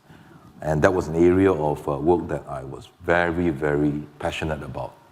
I love the idea that we solve problems, we are analytical, and the solutions have real impact on national defense mission. And that was that. And then, of course, if you look further back, another dot is I ended up in military intelligence because I wanted to join the army, because I spent my youth reading about science fiction and military stories and so on. So it's all like that. And now, the field of cyber is very, very diverse. It covers almost every single thing. It touches all aspects of the technical aspects, and it touches many aspects of whether it's strategic, economic, social, so many areas. And indeed, I think all the cyber professionals who are now with us, as Rashmi clearly pointed out, there wasn't such a profession 20 years ago. All came from different environments, and I think my experience wouldn't be unique at all, I think. Thank you so much. Nina, you've had so many experiences in the, before the panel we were chatting, there's really, such a wide range of experience. And now you're at Standard Chartered, building partnerships. How about yourself? Having worked, across so many ranges, as well as, working at crime at large before coming into cyber security in particular. So I think I kind of got into it by falling. And I also always did the jobs at the National Crime Agency that nobody else wanted to do. So my boss always said, we like you, but my bosses always said, we like you because you'll do the jobs nobody else wants to do. And so there was a new department called e-crime. I'm that old. It was called e-crime back in the day. And I was asked, would you like to come over and try something innovative, because we know that we can't arrest our way out of cybercrime. Cyber criminals are growing exponentially, transnational, no borders, all the usual arguments around a wicked problem. And so I became the manager of the first department called Cyber Prevention, and we had to think about new ways of tackling cyber criminality at scale. So we started to play a little bit and say, how can we maybe influence those individuals who are just stepping on the foothills of cyber criminality to truly prevent them from becoming fully fledged cyber criminals? And because perhaps I didn't have that let's arrest everybody mentality that others had, I sent my teams out on the days of arrests where cyber criminals were being arrested. But for those perhaps who had just started, I sent my teams out and they had a knock on the door of these individuals. Mummy or daddy would open the door. Mummy or daddy would have no idea what was going on in the bedroom of quite often the teenager. And through some very strong conversations, but hopefully helpful conversations around, we've arrested X number of individuals today. You're lucky in that you're not arrested, but let's maybe talk to you about other paths in life that you could take. And that approach has been now taken by other nations around the world. It's still going. And we've hopefully had an impact just by thinking a bit differently. So when we talk about diversity, sometimes it is important just to have somebody who just doesn't think like everybody else. I know we often talk about diversity of thought, but I think that's hopefully an example of what we mean by that. I love, because that brings us full circle to what Nora said, which is about being unconventional and not being afraid of that. And I also love the word playfulness that you brought up, because we don't hear enough about play at work, unless you work at Lego, but you don't hear that enough. But being able to think more broadly is fantastic. Nina, maybe I could stay with you for a little bit longer, because I know that Standard Chartered has a Women in Cybersecurity mentorship program. And if we just stay with, gender diversity for a minute, what are some of the challenges that, you face and some lessons that you can share in encouraging more women to take up cybersecurity as a viable profession? I think just from the studies that we've done, both internally in Standard Chartered, but also externally, I sit on the board of the Chartered Institute of Information Security in the UK. And both of those studies, shockingly, for women within cyber, but also women outside cyber, said the biggest barrier to entry into cybersecurity was women's lack of self-belief in themselves. That's very hard to believe, having watched the previous panel, who are absolutely consummate professionals and extremely confident and strong women.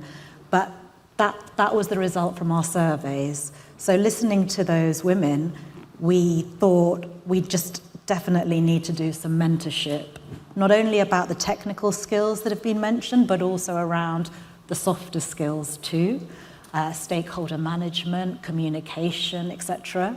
And so we started that in Standard Chartered 3 years ago, and I'm delighted to say we've got one of our graduates from a non-cyber background here today, Vanessa. Vanessa now works in a technical space of cyber assurance, the cyber assurance and testing scheme. But we chose women who volunteered, who had the right attitude, and then we got all of our internal experts to offer their time. And we did it at scale through recording videos that were shared and then having sessions as groups to kind of increase that scale. And then we thought, well, why don't we just take all of that great expertise, and then Vanessa became part of the next working group that passed on the baton to external women. So we then said, right, let's see what we can do in Africa, because obviously Africa, it has a unique situation in that only 10% of its workforce in cybersecurity is women, so less than the 25% or so in other continents. And we just launched that this year. The numbers are no way as near impressive as Claire, who spoke earlier about her hundreds of thousands. But we've trained 76 ladies in East Africa this year on cybersecurity. And hopefully, with their help, they will pass the baton on and will get bigger and better. And we were recognized in an award on gender mainstreaming in East Africa.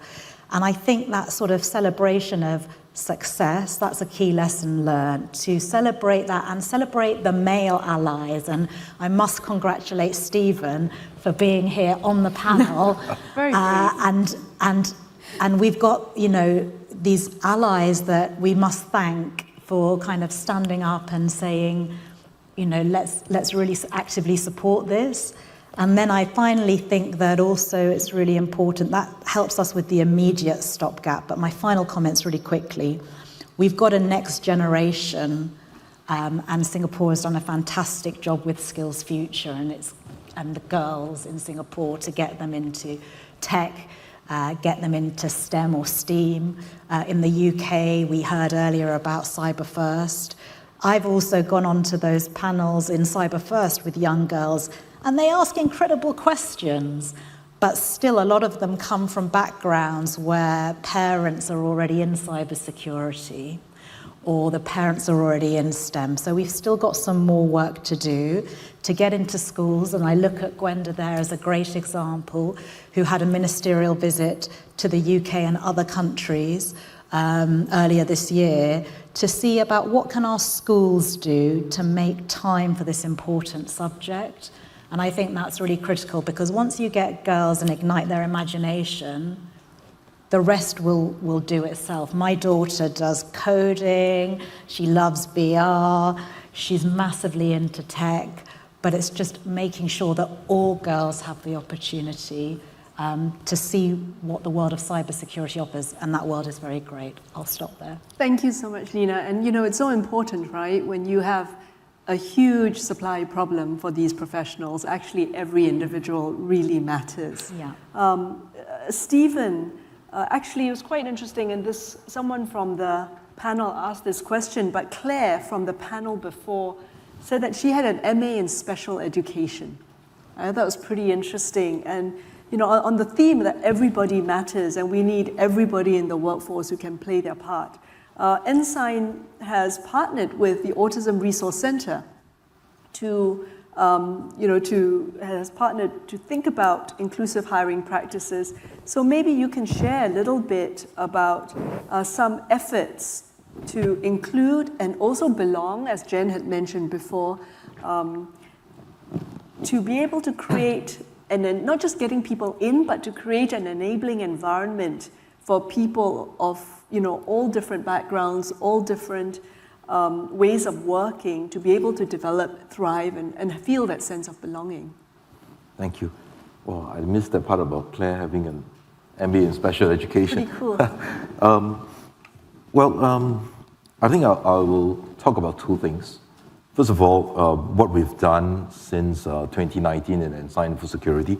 And secondly, what are the three key things I believe that made a difference.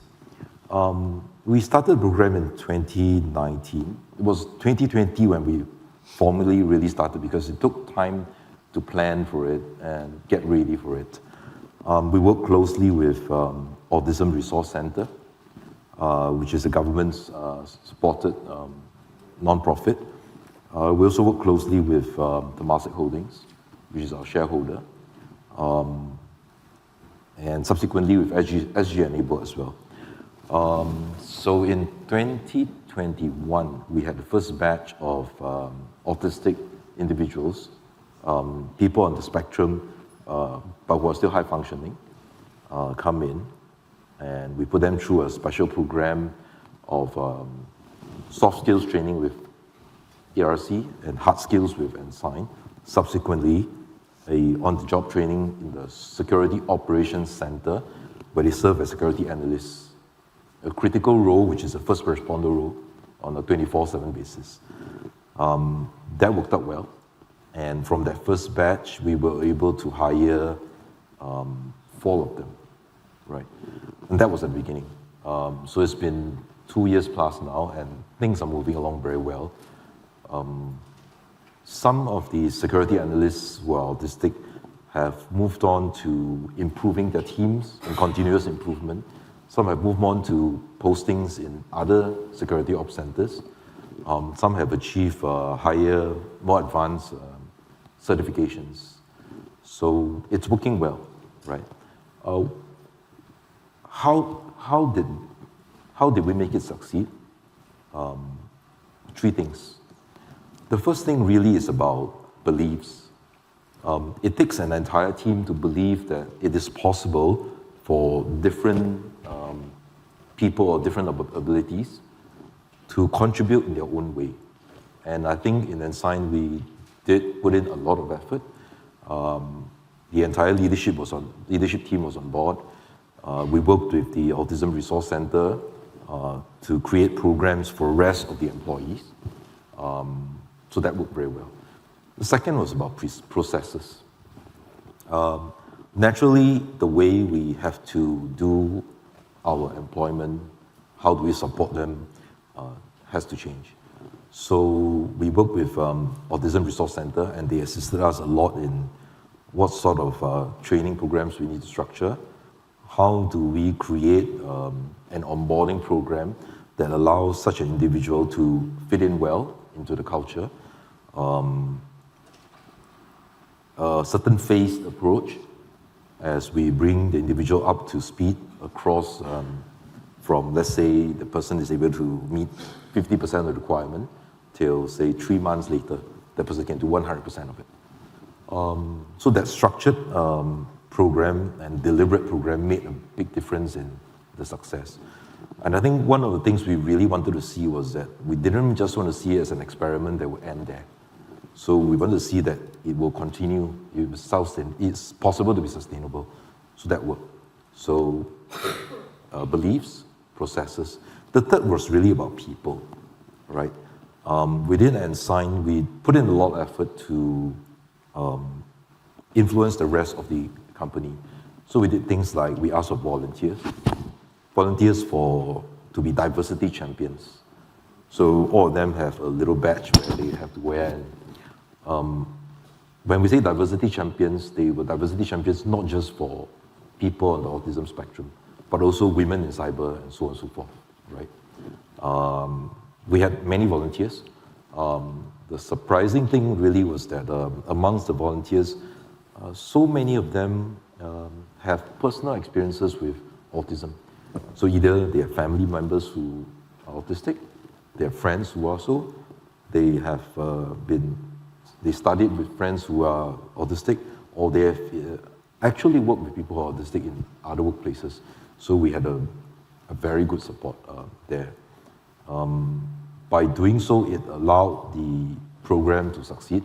And even though I no longer run the program personally, but I still watch over it, it's running by itself. So to me, these 3 things, beliefs, processes, and people, they really make a big difference.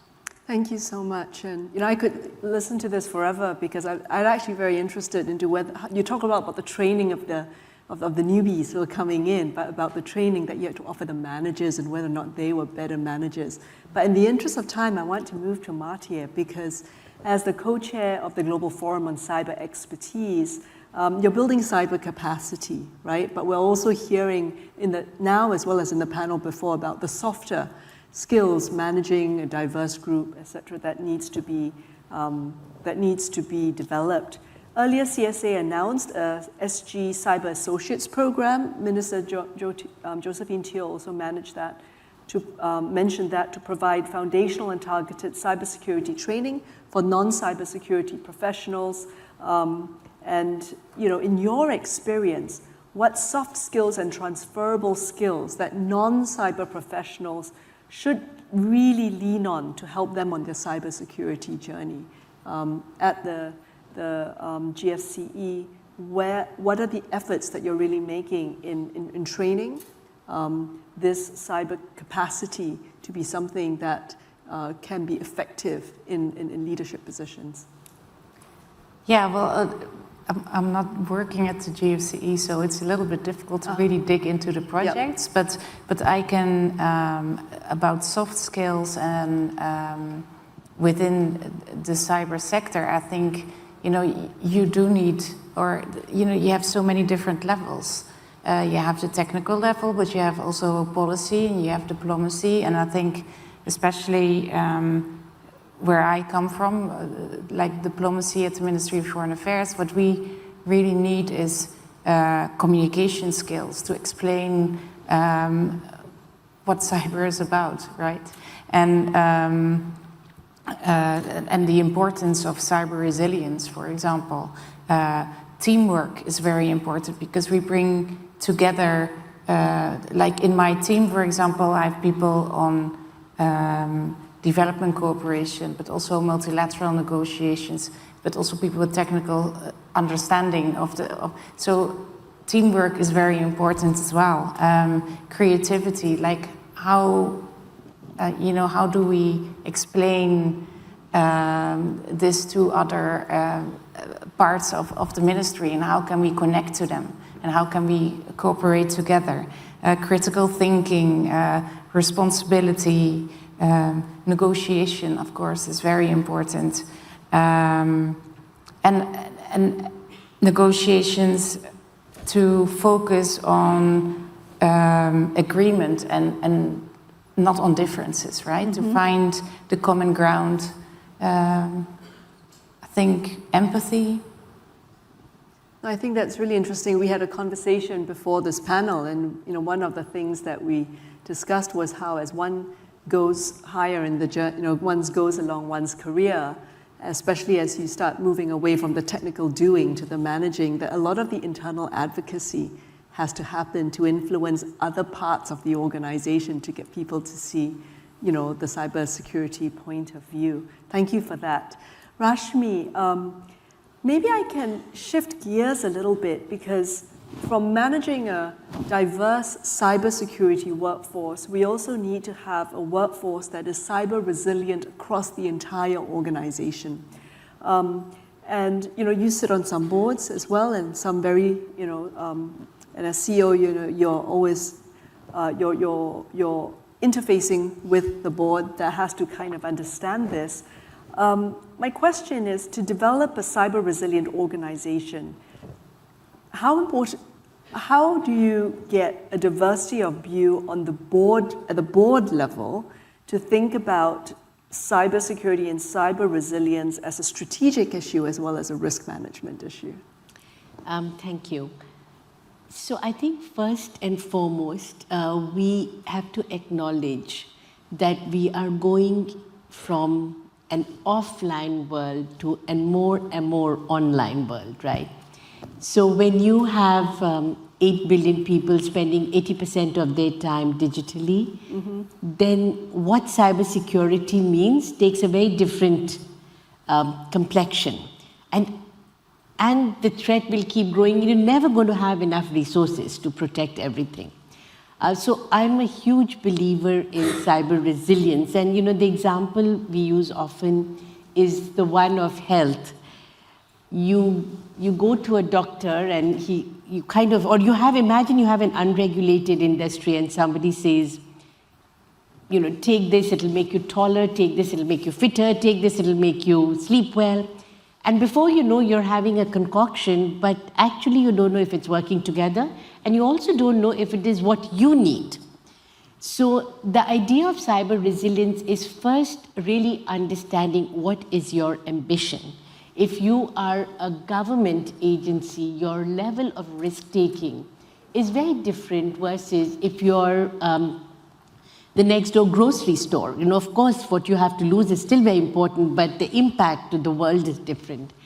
Once you've understood that, then trying to understand what you have to manage first, understanding the triggers. Cybersecurity sort of comes after the event, Mm-hmm. The idea of anticipation. I mean, today, in the last 2 years, we've seen world-changing events. We've had a generational crisis with the pandemic.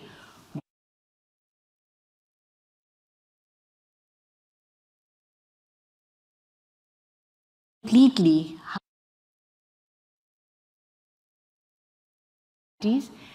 And the idea of anticipation, therefore, becomes very important. So for me, resilience is like health. Instead of going for your medication, you kind of say, all right, I want to, climb a mountain, and therefore I need to have these sort of traits. And what do I need? I need to exercise, I need to diet, I need to sleep well, all those things.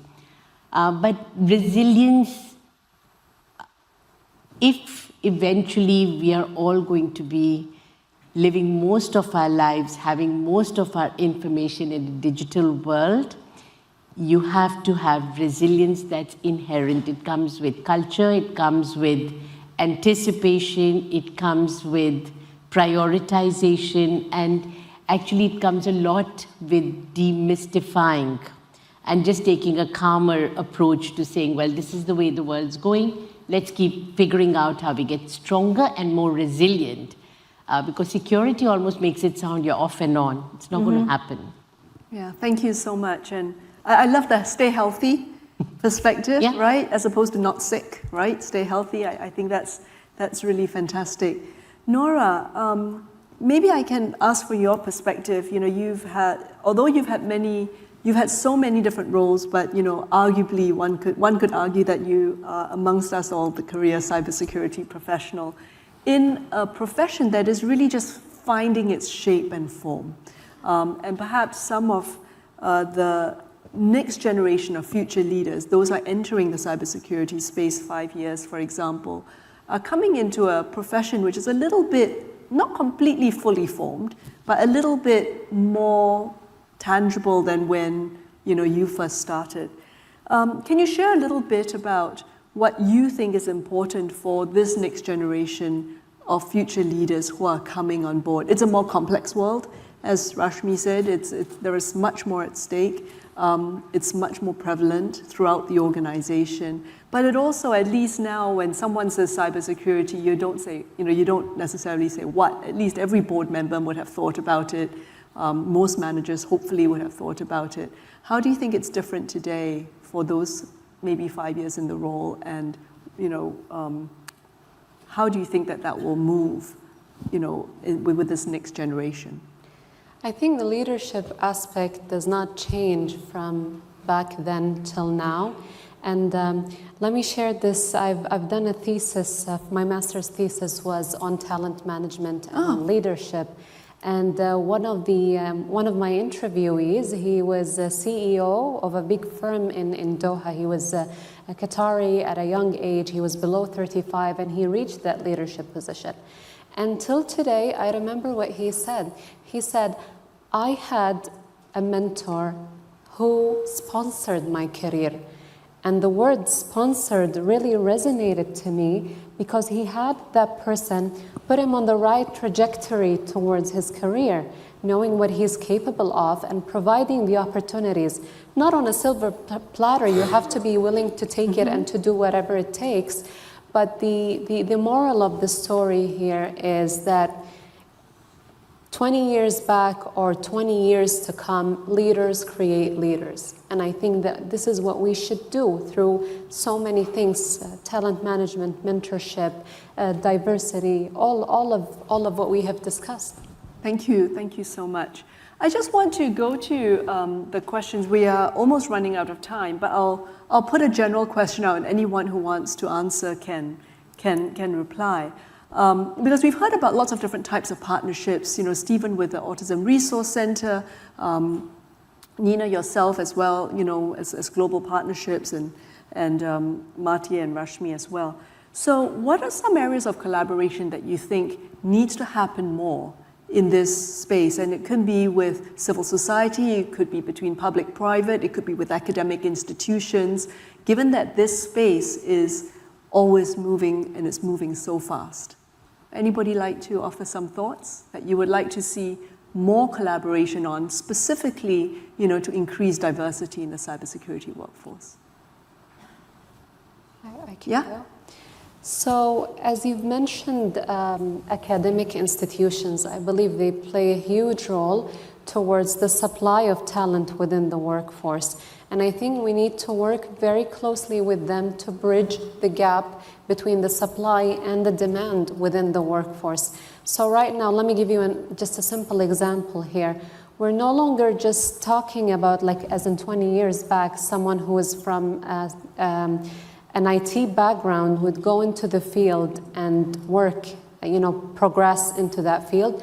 But for some talents in some domains, we just need to hit the ground running, such as AI, such as operational technology, OT.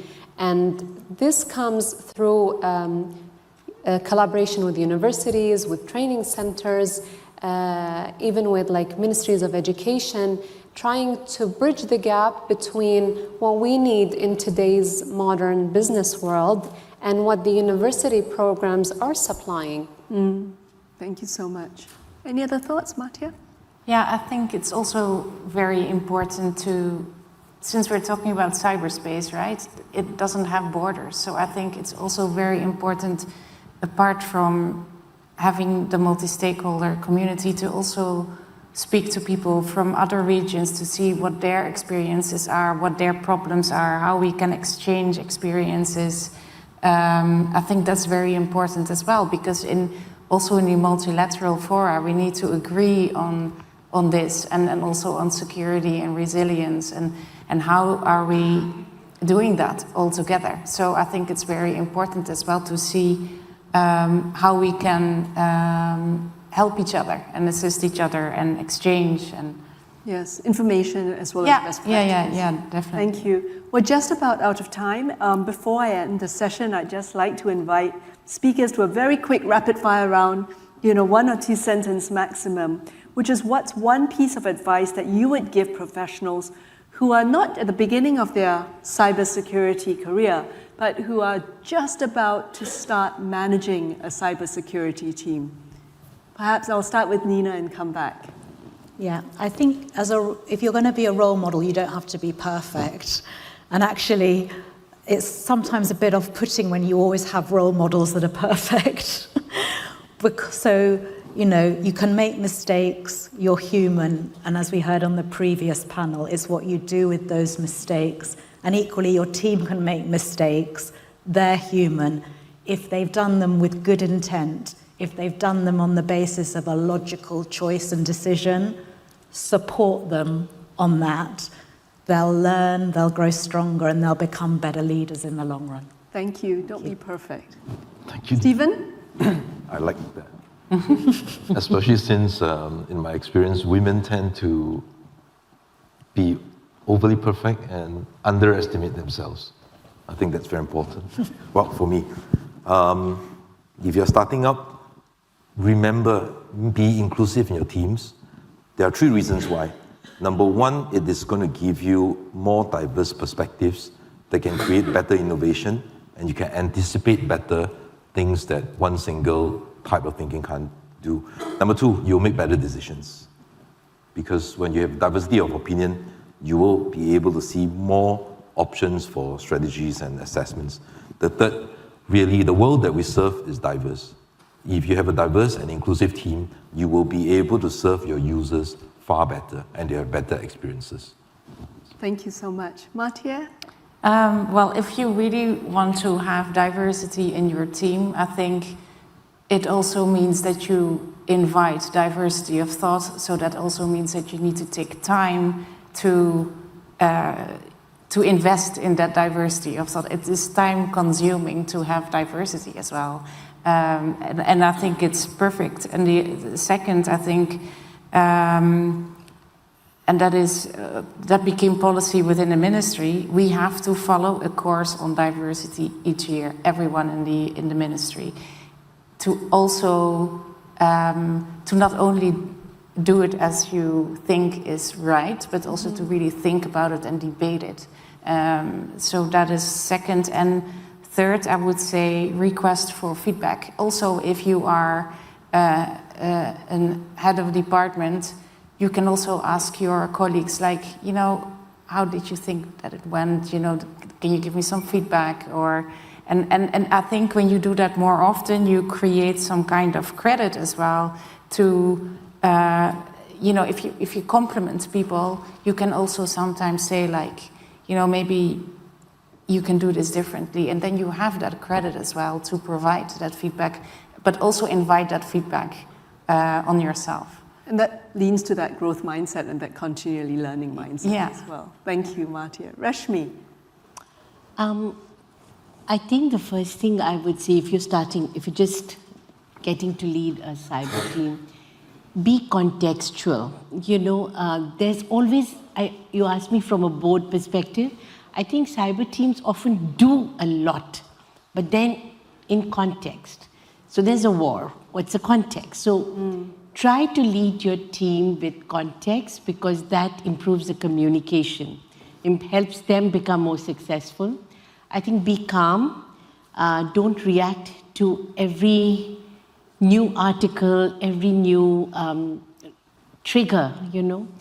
And I think cyber is one space where we are almost taught not to celebrate, you know, because how do you celebrate being safe? Because tomorrow you may not be safe. So we kind of build this culture of not celebrating, and that's very difficult for teams. So if you really want to invite diversity, invite talent, it has to be a culture that understands that there's a lot of risk, and that is what you've signed up for, but there's also a lot of progress being made. So celebration will be important. I love your C's, right? Calm, contextual, and don't be afraid to celebrate. Exactly.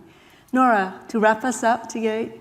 I think I'm going to be leading on with that last thought, because it's just beautiful. And what I was having in mind is that, you know, we work in a field that is very diverse, and we work on confidentiality basis. So you have to understand that you or your team may not be able to go home and celebrate their triumphs with their loved ones because it's confidential. Or sometimes they wouldn't be able to speak about a frustrating situation because, you know, no one can relate. So I think it's very important to build that agility and that emotional resilience among the team to be capable to carry on with that journey throughout that field. Thank you, and it goes back to taking the time, which is what was mentioned before. Thank you so much to everybody. We're out of time.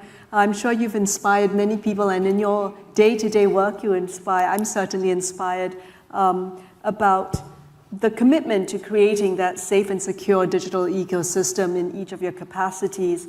And, you know, just to mirror again, it's absolutely crucial to have a cyber workforce, I think, as Stephen said, that mirrors the diversity of the society that we hope to serve. So please join me in thanking our speakers today, Mara, Rashmi, Martia, Stephen, and Nina. Thank you very much, and a good evening. A big thank you to Dr. Ming Tan and our panelists today. Ladies and gentlemen, we've come to the end of SICW 2023 Women in Cyber. We hope you've enjoyed today's program about pursuing excellence and promoting diversity for the cybersecurity workforce. Now, we've prepared some light refreshments and networking opportunities at the Bayview foyer just behind the studio, and we'd like to invite you there for that. Thank you so much, and thank you for joining us this afternoon. We'll see you next year.